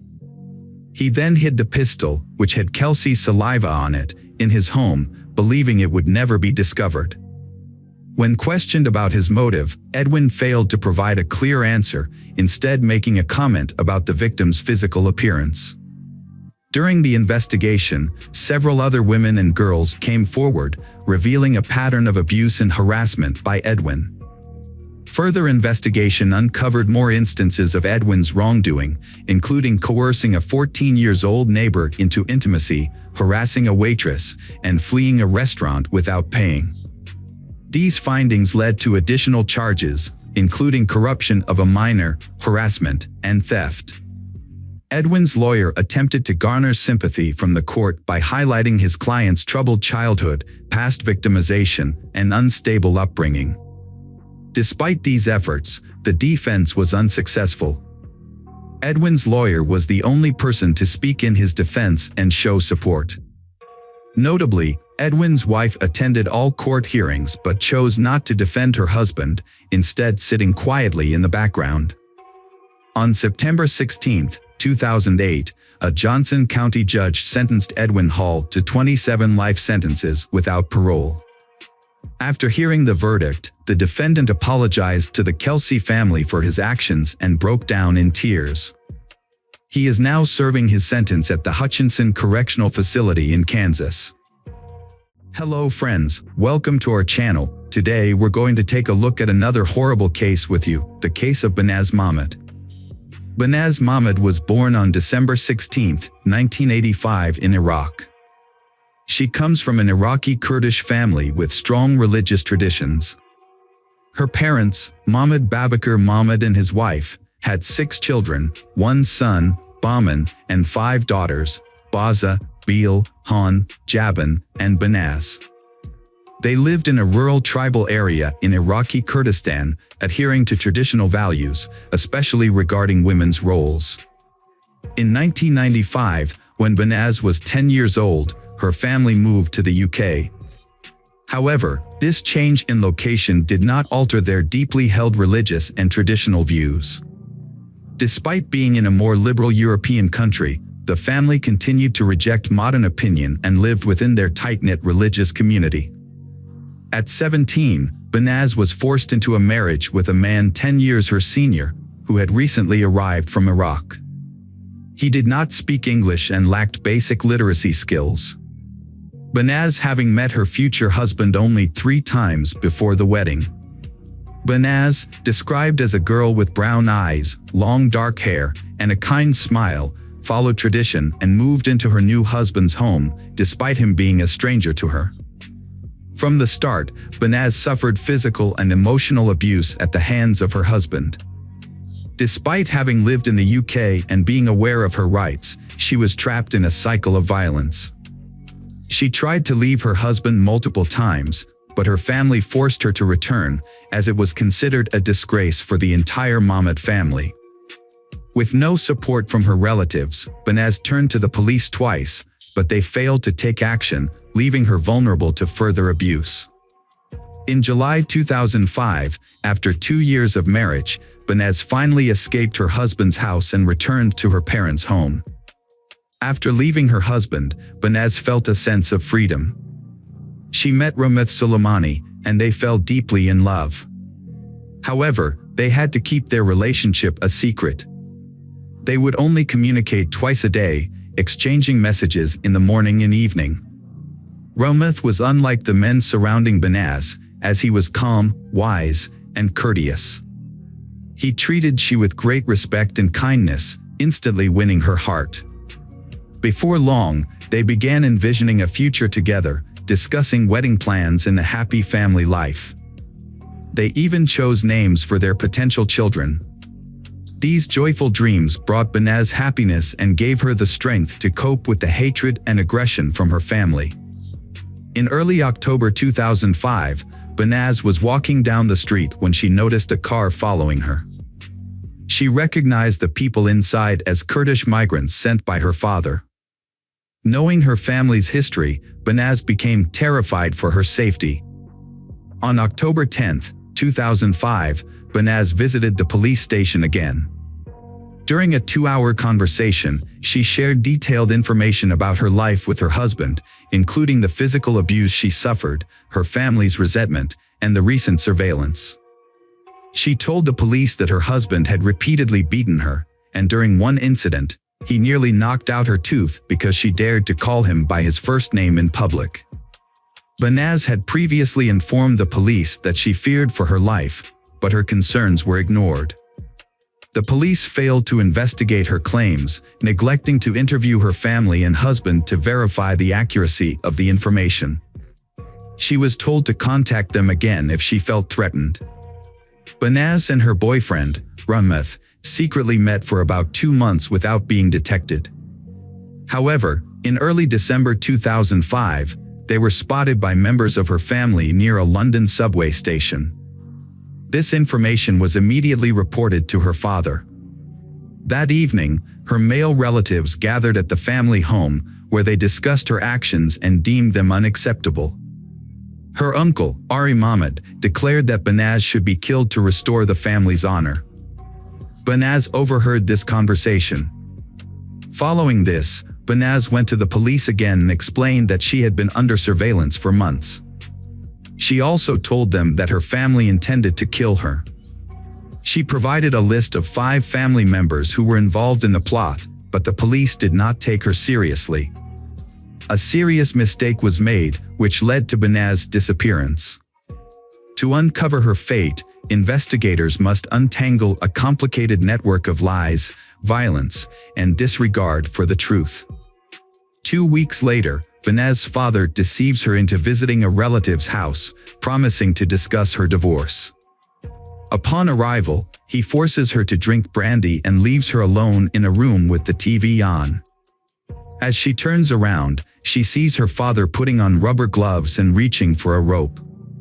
Realizing her life is in danger, Benaz rushes to the front door, but it's locked. To escape, she breaks a window, cutting her hands on the shards. Benaz manages to reach a nearby cafe, where she collapses. Paramedics arrive and take her to the hospital, where the police are called. When Benaz regains consciousness, she contacts Rameth and asks him to come. After being discharged from the hospital, Benaz moves in with Rameth Soleimani. They celebrate the start of 2006 together and are happy. However, by mid-January, the Mohammed family begins to pressure Benaz to return home, supposedly to mend their relationship and discuss her marriage to Rameth.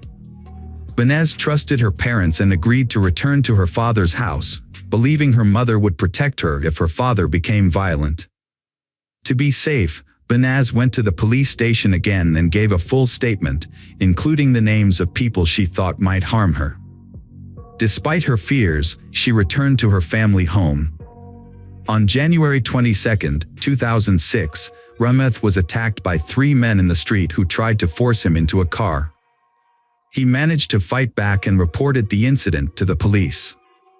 2 days later, Rameth and Benaz were due to give a statement at the police station, but Benaz failed to appear.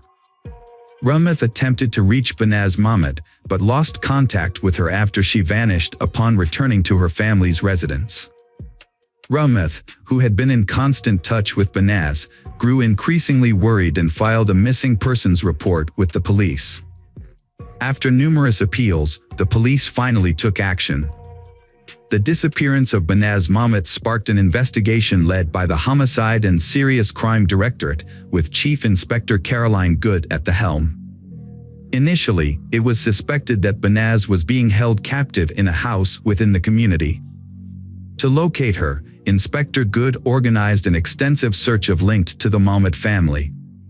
Benaz's father, uncle, and ex-husband were brought in for questioning as suspects. The police also began searching for 3 other men listed by Benaz in December 2005, Omar Hussein, Muhammad Ali, and Mohammed Hama, all of whom were her cousins. However, when the police searched the neighborhood and tried to question her family members, and the family refused to cooperate with the investigation into her disappearance. Police found no photos of Benaz at her family's home, and her family's complete lack of concern shocked officers. Caroline Good then focused on 30 individuals, all of whom were arrested and questioned. During the investigation, over 20 vehicles and 300 cell phones were seized from those involved. Every person questioned attempted to hinder the investigation, providing conflicting accounts of Benaz's whereabouts. Some claimed to have seen her after she went missing, while others, including her mother, refused to cooperate with the police. Some even suggested she was in hiding. Realizing that no one would cooperate voluntarily, Caroline Good obtained permission to bug the cells of those arrested. At that point, Benaz's father, her uncle, and Mohammed Hama remained in police custody. 2 other men under investigation had managed to escape to Iraq. The detectives were horrified when they received the initial wiretap results. Not only did the 3 arrested men show no remorse, but they also took pleasure in recounting the details of Benaz's death. Their conversations revealed that on January 23, the Mohammed family intentionally left their home, allowing Omar Hussein and Hama to enter. Once inside, they attacked Benaz, subjecting her to a 2-hour ordeal of beatings and violence. As the torture came to an end, Hama wrapped a cord around Benaz's neck and strangled her. When recalling the final moments of Benaz's life, Hama couldn't contain his laughter. However, it was Mohammed Hama's admission of being present when Rameth was threatened that became the turning point in the case. While Halma was being held in a cell awaiting trial, his phone conversations were secretly recorded. Caroline Good listened to these recordings with growing horror as the suspect proudly described the gruesome details of the murder. In the recordings, Halma provided a detailed account of what they did to Banaz. Despite being terrified and vomiting, Banaz remained silent. Halma then wrapped the rope around her neck 3 times, pulling it so tight that it dug into her skin. As he continued to speak with excitement, he placed his feet on her back and pulled and tugged on the rope. Banaz clung to life until her last breath. It took the perpetrators over 30 minutes to kill Banaz. The brutality of the crime was too much for Caroline Good and the detectives, and they couldn't hold back their tears. Banaz's cousin, Dana Amin, 30, was present in the house and helped the perpetrator put Banaz's body in a suitcase. Muhammad Ali then dragged the suitcase out of the house to a waiting car nearby. Halma revealed that a police car drove by, but the officers didn't notice the suitcase, which had hair and an elbow protruding from it. The very people meant to protect Banaz were involved in plotting her murder. They strangled her with a shoelace, stuffed her body into a suitcase, and took it outside of London. Snippets of conversation mentioned a derelict house with a garden in Birmingham. Caroline Good used the information gathered and matched it with the movement data from the arrested suspects' phones to identify the search area. Due to the vastness of the area, the search could have taken a long time. During a conversation with the suspects, one of them suddenly turned to the other and asked if they had put the freezer back where it originally was. This sparked an idea for Caroline Good, now knew what to look for. A police helicopter was deployed to scan the area and spotted a house with a backyard filled with trash, including a white oblong object resembling a freezer that stood out among the black garbage bags. Upon closer inspection of the suspicious house, the officers' suspicions were confirmed. The police officers began digging, but as the hole reached shoulder depth, they were on the verge of giving up, all except Caroline Good. She recalled the words of Mohammed Halma, who had boasted to relatives that he had buried the victim so deep that she would only be found with the help of an informant. Caroline Good convinced the team to extend the search for another day. On the evening of April 28, 2006, their persistence paid off, and the suitcase was finally found. Unfortunately, Banaz's remains were in extremely poor condition, making it necessary to rely on dental records and DNA samples for identification.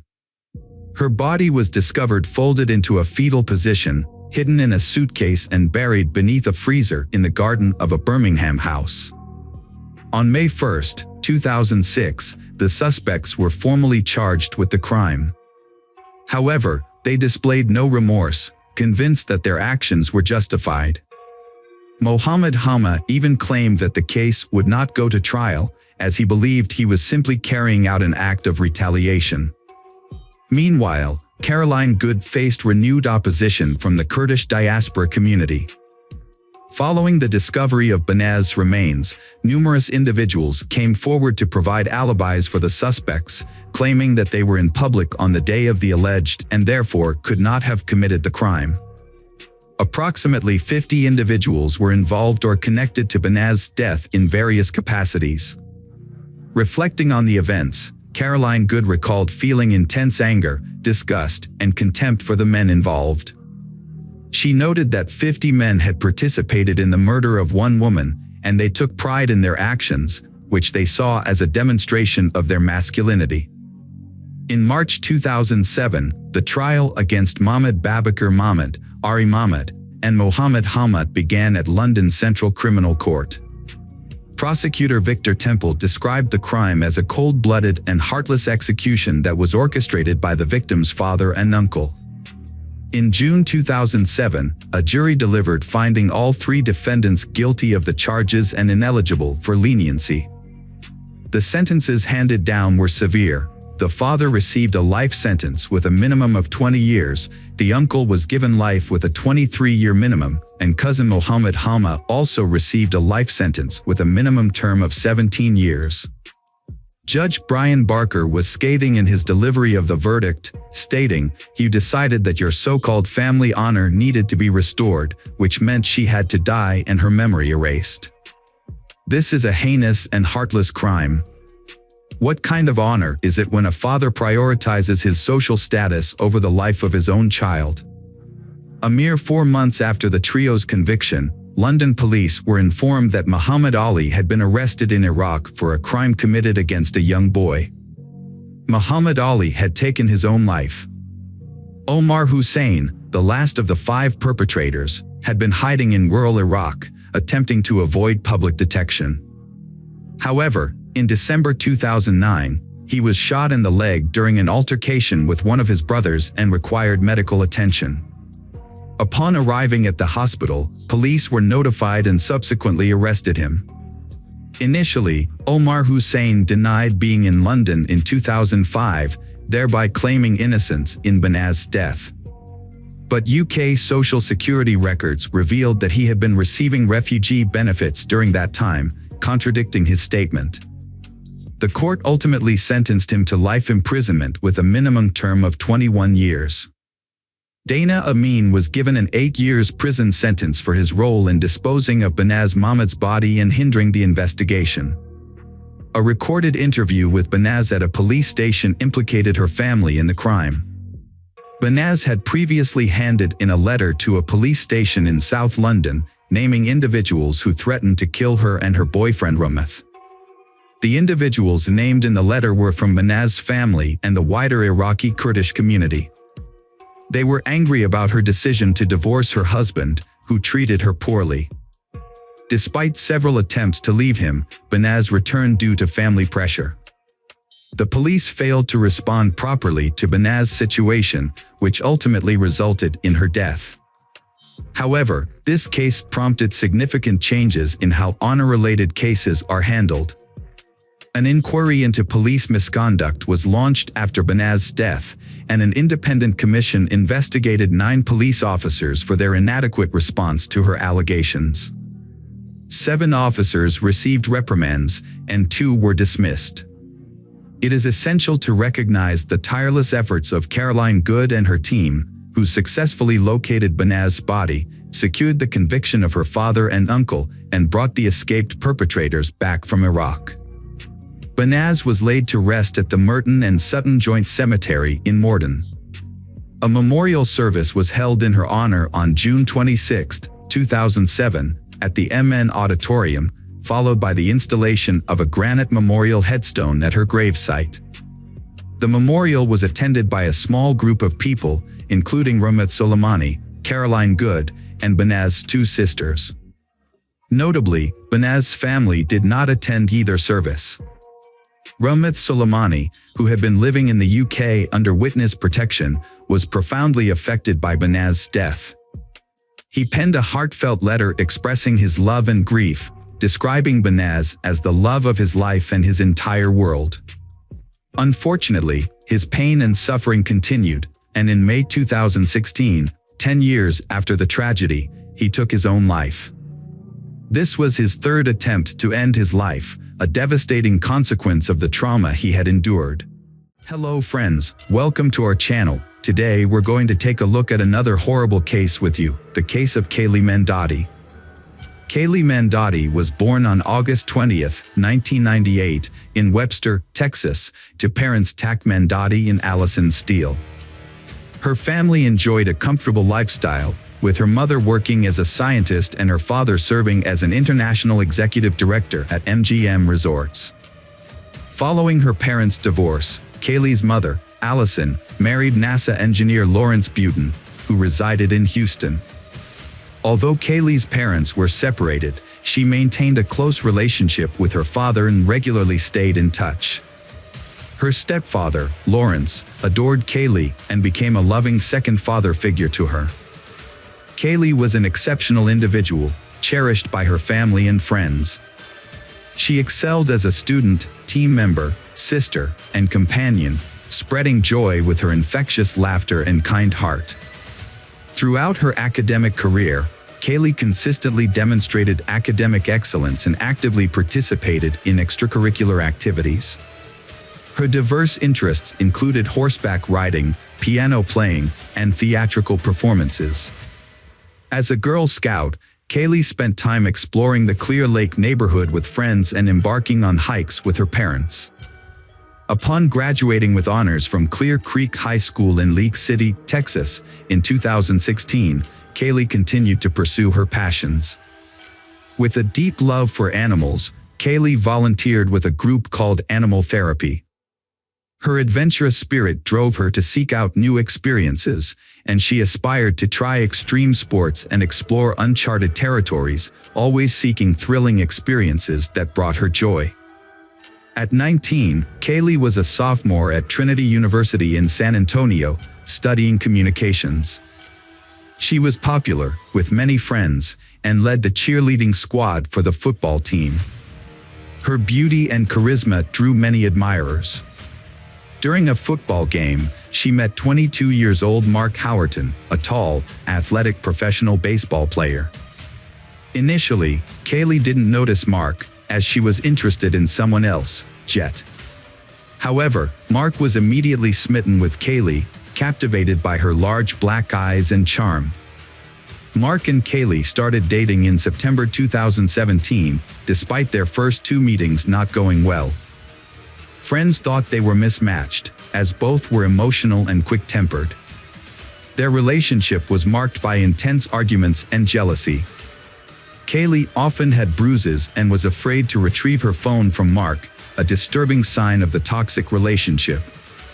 The situation gets worse when Mark became aggressive, pulled out a gun, and threatened violence.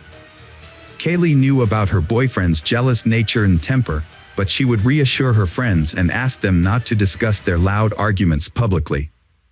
However, on September 24, 2017, around 1 a.m., Kaylee's roommates had had enough and called the police due to loud noises and a man yelling and threatening violence coming from Kaylee's room. When the officer arrived, Mark was alone in the room, and Kaylee declined to press charges, downplaying the incident as just a lover's quarrel. Kaylee's friends suspected Mark of using controlled substances, which led to his angry outbursts. They recalled an incident where he threatened to throw Kaylee off a balcony and reported it to the police. Despite their tumultuous relationship, they was deeply in love during calm moments. On October 29th, they attended the Mala Luna Music Festival in San Antonio, a major event with gothic and industrial music. Mark and Kaylee were enjoying a fun time with their friends at a festival until Kaylee's ex-partner unexpectedly appeared, causing tension between Mark and Kaylee. They got into a big argument and left the festival early. Their friends didn't see them again that night. 6 hours later, Mark pulled up to a hospital in his black Mercedes, frantically seeking help. The medical staff found Kaylee unconscious and partially undressed in the front seat. The car was a mess, with her clothes scattered everywhere, and she was slumped forward, unresponsive.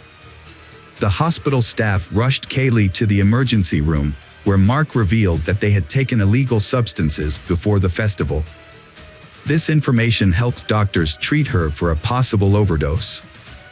Kaylee was then transferred to a specialized medical facility in Kyle, Texas, where a nurse with expertise in intimate assault cases examined her. The nurse found additional bruises on Kaylee's arms, legs, and ear. Further examination revealed that Kaylee had suffered blunt force trauma to the face and head, which ultimately led to her death. It became clear that Kaylee had been Kaylee of a fatal assault. Police launched an investigation into the death of Kaylee Mendotti, focusing on Mark as the primary suspect since he was the last person seen with her on the night of her death. During police interviews, Mark raised suspicions by repeatedly changing his story and omitting crucial details. Surveillance footage revealed that he and Kaylee had been to places that Mark had not mentioned in his account. As the investigation continued, it was discovered that Mark had a history of aggressive behavior towards Kaylee, according to her friends and family. One of her sisters even expressed fear of him. The police uncovered previous incidents of violence between they, including an instance where Mark hit Kaylee's head against a car window and vandalized her dorm room at Trinity University. When Kaylee's parents learned about Mark's history of abuse, they were devastated. Her mother, Allison Steele, filed a lawsuit against Trinity University, alleging that the school failed to protect her daughter from Mark's attacks. The lawsuit, filed in Becker County District Court, also named Mark as a defendant, claiming that he killed Kaylee in a jealous rage. The lawsuit claims that Mark Howerton assaulted 19-year-old Kaylee Mandotti, resulting in her death. It also alleges that Trinity University staff, administrators, and campus police were aware of Howerton's violent behavior and threats to harm Kaylee, including physical harm and breaking her face. Despite this knowledge, the university failed to take action to protect Kaylee in the weeks leading up to her death. A Trinity University spokesperson declined to comment on the lawsuit, citing the ongoing legal process. The lawsuit states that the university's inaction, despite numerous reports of harassment, intimidation, domestic violence, and gender discrimination, led to Kaylee's tragic death. The lawsuit argues that if Trinity University had intervened as it should have, Kaylee's death could have been prevented. The university failed to follow its own policy on investigating and responding to potential cases of relationship violence and harassment. After an incident in his dorm room, Mark was banned from campus for a year due to a criminal trespass order. Despite this, he continued to violate the order. Furthermore, detectives uncovered numerous accounts of Mark's violent behavior towards Kaylee during their relationship. One of Kaylee's sisters reported that Mark threatened to throw Kaylee off a balcony during an argument. Another sister claimed that Mark threatened to shoot some of Kaylee's ex-boyfriend's brothers with a gun. Based on these allegations, the police issued a warrant for Mark's arrest in February 2018. He turned himself in to the authorities. Following the discovery of Kaylee's disarrayed room at the university, Mark faced multiple charges, including criminal acts, intimate violence, and abduction. However, he pleaded not guilty to all charges. The first trial regarding Kaylee's death began in December 2019. Prosecutors argued that Mark, known for his volatile temperament, fatally assaulted Kaylee in a fit of rage. They claimed that he drove her around for nearly 6 hours before taking her to the hospital. In his defense, Mark's lawyers suggested that Kaylee's death could be attributed to various factors, including the presence of banned substances in her system, which may have caused a spike in blood pressure or head trauma during intimate activity. Kaylee's mother described the injuries on her daughter's body as severe, comparable to those from a plane crash. The injuries were indeed extensive, as evident from photos shown to the Bayhart County jurors. The images depict Kaylee, a sophomore at Trinity University from San Antonio, Texas, with severe bruises, red marks and scratches all over her body, from head to toe. Both her eyelids were swollen and bruised. Only her back and the back of her legs showed no signs of injury. Dr. Susanna Dana, the forensic pathologist who conducted Kaylee Mandotti's autopsy, took graphics and photographs that revealed a subdural hematoma on the right side of Kaylee's brain. This type of injury is typically associated with traumatic brain damage. Kaylee's father, Tilak Kaylee, became emotional after seeing 2 photos of his daughter in the ICU, where she lay in a vegetative state, surrounded by numerous tubes, with her face barely visible. Dr. Susanna Dana testified about the severe head and facial injuries she found on Kaylee. These injuries included a dent in her skull, eye trauma, and extensive bruising on her jaws, mouth, gums, lips, and cheeks. There were also hemorrhages in both eyes. Dr. Dana concluded that Kaylee's death was caused by head and facial trauma from a blunt object. However, Dr. William Anderson disagreed with this conclusion after reviewing the autopsy results. He pointed out that there were no fractures in the eye sockets, nose, or face, which suggested that Kaylee was not attacked from the front. Instead, Dr. Anderson believed that Kaylee's injuries were more consistent with a fall and subsequent medical treatment.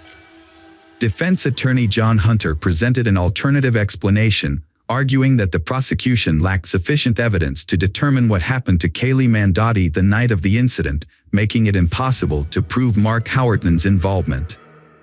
During the trial, Hunter frequently highlighted Kaylee's history of drug use, including her treatment for substance dependence at a hospital. Professor Jason Wallach from the University of Sciences in Philadelphia testified that Kaylee had a high level of MDMA, ecstasy, or Molly, in her blood when her boyfriend took her to the hospital on October 29, 2017.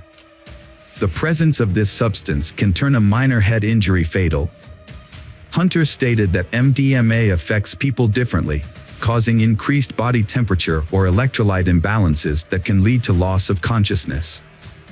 Mark Howerton told investigators that he and Kaylee had an argument and engaged in consensual rough intimacy before she lost consciousness, but the origin and timing of her bruises remained unexplained. In December 2019, Allison believed Mark Howerton would be found responsible for her daughter's death. However, the trial ended in a mistrial due to the jury's inability to reach a verdict. Mark's defense claimed Kaylee's injuries were caused by hospital staff, leading to the hung jury in the 144th District Court, presided over by Judge Raymond Angeline. Because the jury was unable to reach a verdict, the case was dismissed, and Mark was acquitted of the charges in the first trial, leaving the case unresolved. District Attorney Joe Gonzalez, who had been handling the case from the beginning, expressed disappointment with the outcome and stated that he would review the case again. During this time, Kaylee's parents, Allison and Lawrence, began their own investigation. They gathered evidence and autopsy reports from the police and focused on a small, round bruise near their daughter's ear. They speculated that Mark might have hit her head against the car window, causing her to hit the door lock and get bruised. They hoped this new information would establish Mark's guilt. Lawrence found a similar Mercedes to Mark's and recreated the incident with photos. With the Texas Rangers' help, Lawrence got records and affidavits for an arrest warrant for assault and mischief. The records provided a detailed timeline of events leading up to Kaylee's death and evidence found during the investigation. The authorities expose Mark Howerton's alleged deception to the Rangers and reveal the evidence that resulted in his arrest. Prosecutors described Howerton as a controlling boyfriend who constantly called Kaylee Mandotti, took away her phone, and isolated her from friends. 2 weeks before Kaylee's death, Howerton physically assaulted her, pushing her against a brick wall and trashing her dorm room. After the incident, Kaylee asked for space, but Howerton responded with dozens of messages, including a threat to end his life. Kaylee pleaded with him not to harm himself. That evening, Howerton called Kaylee around 200 times. Later, they attended a festival where they argued over Kaylee's ex-boyfriend. Mark Howerton took Kaylee from the festival, drove her to a deserted parking lot near the Whataburger headquarters, and spent over an hour there, according to GPS camera records. Prosecutors believe that it was in this parking lot where Mark Howerton attacked and killed Kaylee Mandotti. Kaylee Mandotti's family expressed gratitude to the Texas Rangers for their diligent efforts in securing suitable criminal charges against Kaylee's alleged attacker. Mark Howerton's pretrial began in June 2023. During the trial, the prosecution initially considered presenting a video recorded by Kaylee's parents in the hospital that showed her injuries, but ultimately decided not to use it. The prosecution took into account evidence gathered with the assistance of the Texas Rangers, despite potential complications and new disputes. Mark Howerton was found guilty of aggravated assault resulting in bodily harm that led to a lethal outcome. He was sentenced to 20 years in prison, a fine of $110,000, and ordered to pay restitution to Kaylee Mandotti's family. Furthermore, he was prohibited from contacting over 20 individuals connected to the case. Now over 30 years old, Mark is serving his sentence in the Wilkes County Jail and will be eligible for parole in 2033.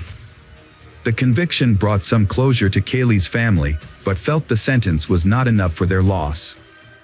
In the second trial, Mark Howerton faced additional charges, including aggravated assault and criminally negligent homicide, on top of the initial manslaughter charge.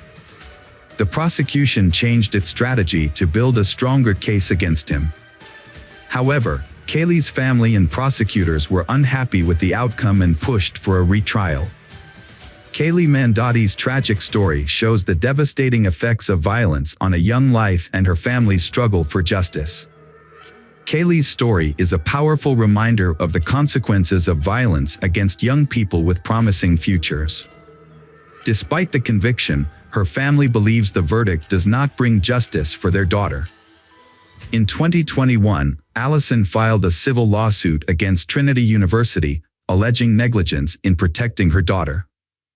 She claimed the university failed to inform Kaylee's guardians about Mark Howerton's destructive behavior in her dorm room and took no action against him, allowing him continued access to her daughter.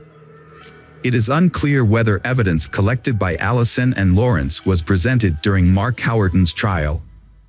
However, in 2023, he was found guilty of aggravated assault causing bodily harm, despite being acquitted of the more serious charge. Prosecutors noted that Kaylee's family was satisfied with the verdict, as it brought an end to the prolonged legal proceedings. Hello friends, welcome to our channel. Today we're going to take a look at another horrible case with you. The case of Sarah Stern. Sarah Elizabeth Serra was born on March 24, 1997, in Neptune City, New Jersey, to Michael and Susan Serra. As their only child, Sarah received all the love and attention from her parents, who had been unable to have more children due to health issues. Sarah grew up to be a lively, cheerful, and outgoing child. She was involved in various activities, including school theater, photography, drawing, swimming, and softball. Her passion was art, and she aspired to become an artist or designer. After graduating from high school, Sarah enrolled in a local college to pursue her dream. Tragedy struck in the autumn of 2013 when Sarah's mother, Susan, passed away after a long battle with cancer. Despite periods of remission, the disease ultimately took its toll. This devastating loss was a tremendous shock to the family, particularly for Sarah, who was extremely close to her mother.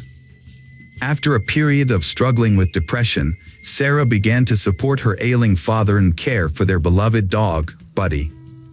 As time passed, her life started to improve, and she set goals for the future. Upon graduating from college, Sarah planned to apply to a prestigious university in New York. Before pursuing further education, she hoped to travel the world, with a particular interest in visiting Canada and possibly even living there for a while. Her father, Michael Serra, frequently traveled out of state for work, often for weeks at a time.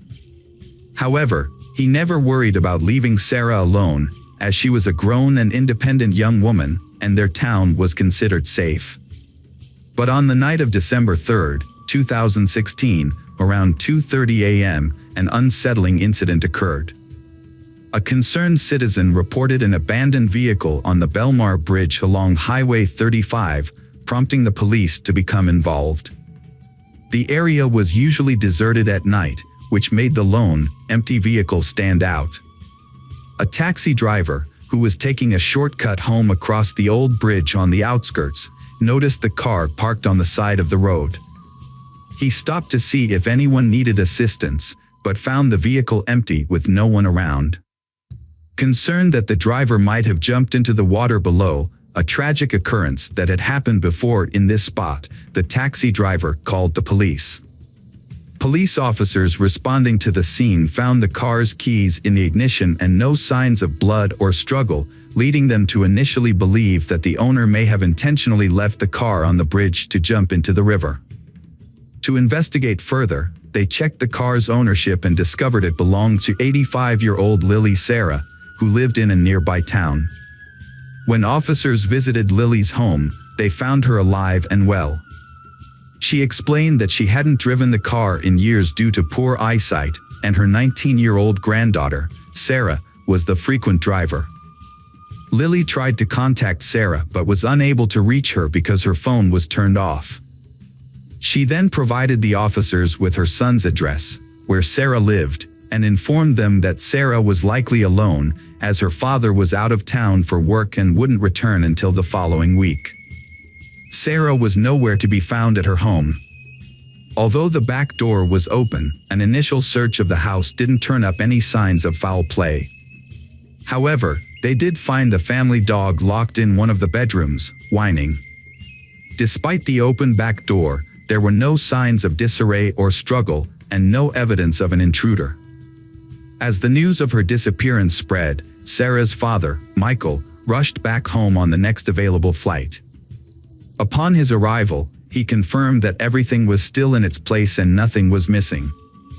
Notably, all of Sarah's personal belongings, including her passport, driver's license, and mobile phone, were still at the house. The police shared their initial concerns with Michael, suggesting that Sarah might have gone to the nearby bridge with intentions to harm herself. They asked if he had noticed any warning signs of suicidal tendencies or self-harm. Michael revealed that Sarah had struggled with depression after her mother's passing, but had made a full recovery with the help of loved ones and her studies. In fact, Sarah had big plans for her future, aspiring to become a designer and travel the world. To piece together what happened, the police needed to know who Sarah had contact with on the day she vanished, what conversations she had, and who saw her last. The first witnesses to come forward revealed that Sarah had spent most of December 2nd with her childhood friend, Liam McAtasney. As the last person to see her, Liam was a crucial part of the investigation. The police quickly decided to speak with him to gather more information and reconstruct the events of that day. When the police arrived at the McAtasney residence, they met with Liam's mother, who told them that her son was sleeping after a night shift. The officers asked her to wake Liam, who seemed confused about the situation. Once he was informed about Sarah's disappearance, Liam confirmed that they had spent the previous day together and agreed to go to the police station to give a statement. Liam shared that he and Sarah had attended college classes together that morning, but they decided to skip the last 2 lectures and go to her place to unwind instead. At her house, they played video games, chatted about their plans, and socialized. They briefly left her house twice to pick up food and visit a local supermarket. Liam left Sarah's house around 7 p.m. to go to his night shift job and did not see her again. Liam was also asked if Sarah had been struggling with any mental health issues. He explained that she had been battling deep depression since her mother passed away. He shared that Sarah often felt hopeless, wanting to escape or end her life, but he did not think that this meant she was planning to harm herself. He noted that she also struggled to connect with her father, leading to additional emotional strain. Liam considered it possible that Sarah's emotional state may have contributed to her disappearance.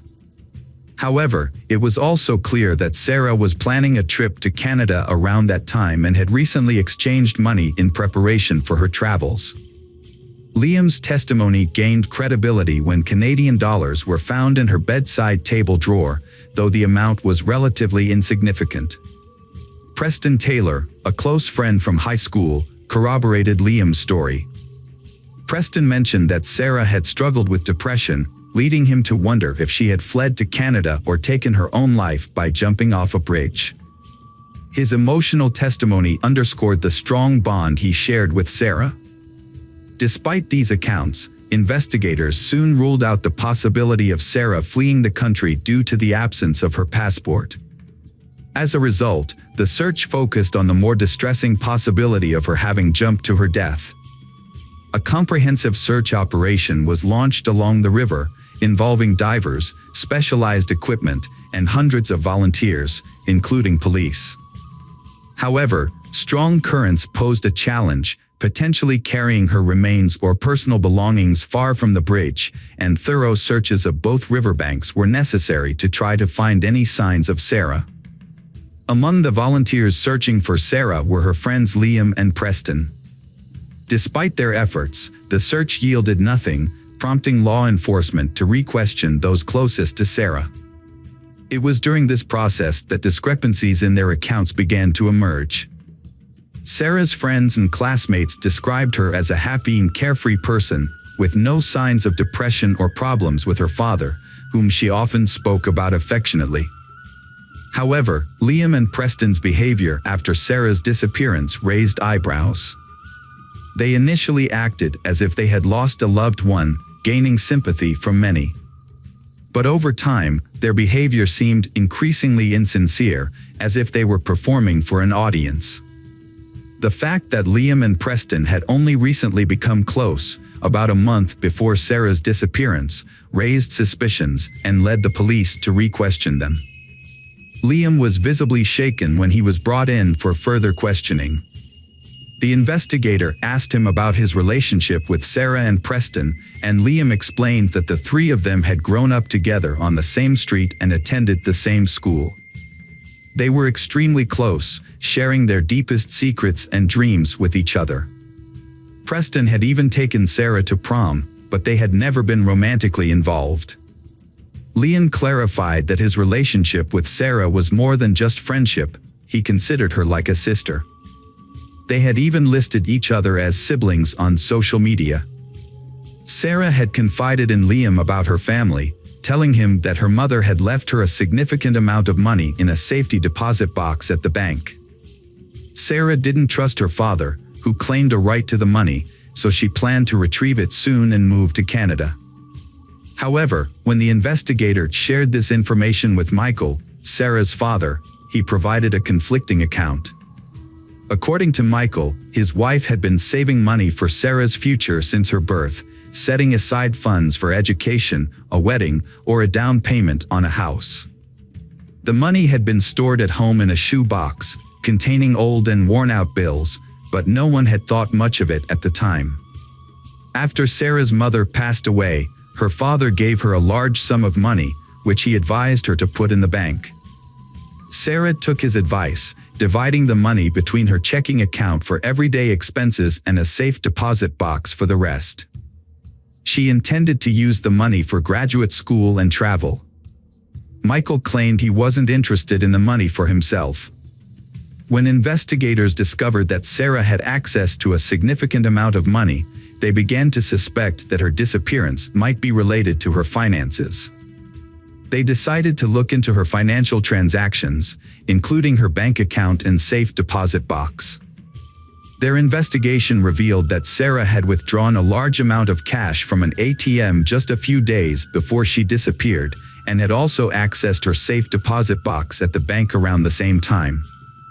The detectives were in for another surprise when they reviewed the bank surveillance footage, which showed that Sarah was not alone when she visited the bank on December 1st. Liam was with her, raising questions about why he hadn't mentioned this earlier. When asked about it, Liam explained that Sarah had confided in him about her banking activities and had asked for his accompaniment because she was nervous about carrying a large sum of cash. Liam's hesitation was evident, but his story seemed plausible, and his demeanor appeared genuine. Further investigation led to the discovery of a security camera in a neighboring house that had captured footage of the street and Sarah's yard. The footage confirmed that Liam had stayed at Sarah's house until 7 p.m., then left for work and didn't return. Meanwhile, the silver sedan was seen leaving the garage around 11 p.m. This new information added a chilling twist to the already disturbing case. In a surprising turn of events, an acquaintance of Sarah's named Anthony walked into the police station about a month after her disappearance. Unaware of the recent events, Anthony had been out of town for several weeks. He shared a peculiar story that sent shockwaves through the investigation. It turned out that Anthony had gone to school with Sarah, Liam, and Preston, and after graduation, he had pursued a passion for filmmaking, keeping in touch only with Liam, who also shared his interest in cinema. Anthony remembered that about a month and a half before Sarah disappeared, Liam visited him and they spent an evening brainstorming ideas for a horror movie aimed at teenagers. Liam came up with a plot about a girl who shares a secret about a large sum of money with her friend, who then gains her trust and kills her, dumping her body in a river. Anthony thought the idea was good, and they even wrote a few pages of the script. After that, Anthony moved on to another project and forgot about the story. He then left town to work on a film as a camera assistant.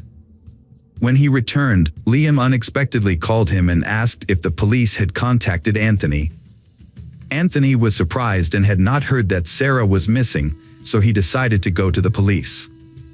After hearing a new witness's testimony, the police asked Anthony to try to get Liam to confess by drawing him into a conversation. Anthony agreed and a plan was set in motion.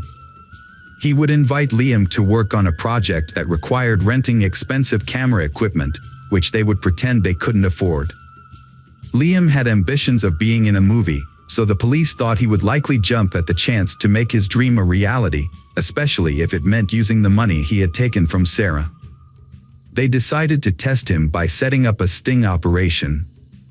Anthony, a friend of Liam's, was asked to pretend to have connections in the film industry and offer him a deal. Anthony met with Liam and suggested they discuss the details in person. Unbeknownst to Liam, a hidden camera had been installed in Anthony's car to capture any incriminating evidence. When Liam got into the car, he looked around nervously, as if he suspected something was off. He then handed Anthony an envelope containing $2,000 in cash and asked if it was enough to rent the equipment they would need for the movie. Anthony agreed, and then asked Liam where he had gotten the old bills. Liam hesitated before admitting that the money belonged to Sarah, and that he and his friend Preston had taken it from her house because, in his words, the dead don't need it. Although Liam didn't provide any further details, his admission was enough for the police to arrest him and his friend Preston on suspicion of a crime. Preston, Liam's accomplice, quickly began cooperating with the authorities and struck a deal with the prosecution. He told them that he hadn't directly participated in the crime, but had helped Liam cover his tracks and get rid of Sarah's body. According to Preston, Liam started plotting to take Sarah's money as soon as he found out about it. Sarah had kept her inheritance a secret, even from her closest friend, for a long time. However, when she began making serious plans for a trip to Canada, Liam asked her how she intended to pay for it, and she revealed that she had inherited a sum of money from her mother. Liam then persuaded her that it would be safer to store the money in a home safe rather than a bank vault, and he urged her to withdraw the cash. Liam, determined to carry out his plan, waited for the perfect opportunity while Sarah's father was away on a business trip. He enlisted the help of his friend Preston, promising him $25,000 in exchange for his assistance. Liam had Sarah withdraw a large sum of money from the ATM, but didn't check the exact amount. They spent the next day together, waiting for the right moment to strike. When the time came, Liam separated Sarah from her dog by locking it in another room, then approached Sarah from behind and attempted to strangle her. However, the crime proved more difficult than Liam anticipated. Sarah, being physically strong and athletic, resisted fiercely, resulting in an intense struggle until she eventually lost consciousness. But despite his best efforts, Liam was unable to determine whether she had truly succumbed. Sarah continued to show signs of life, leaving Liam to prolong his efforts to ensure her demise. This took nearly 30 minutes. Only when Liam was certain Sarah was dead did he leave her house, going about his normal routine by heading to work. He then had Preston follow up on his original instructions, no doubt aiming to ensure their sinister act would go unnoticed. Liam McAtasney snuck into Sarah's house through the back door, avoiding the camera's view, and dragged the body to the garage.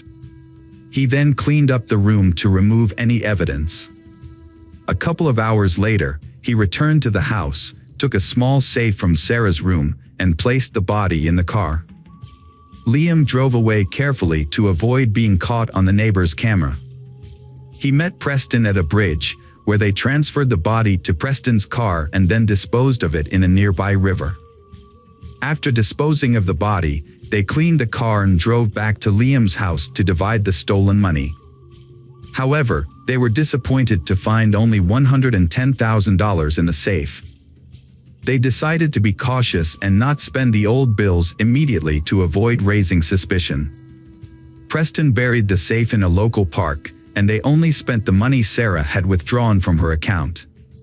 During the trial, Preston confessed to the crime, but Liam denied any involvement and tried to shift the blame to his friend. Liam's lawyer also claimed his client was innocent, suggesting that Preston acted alone.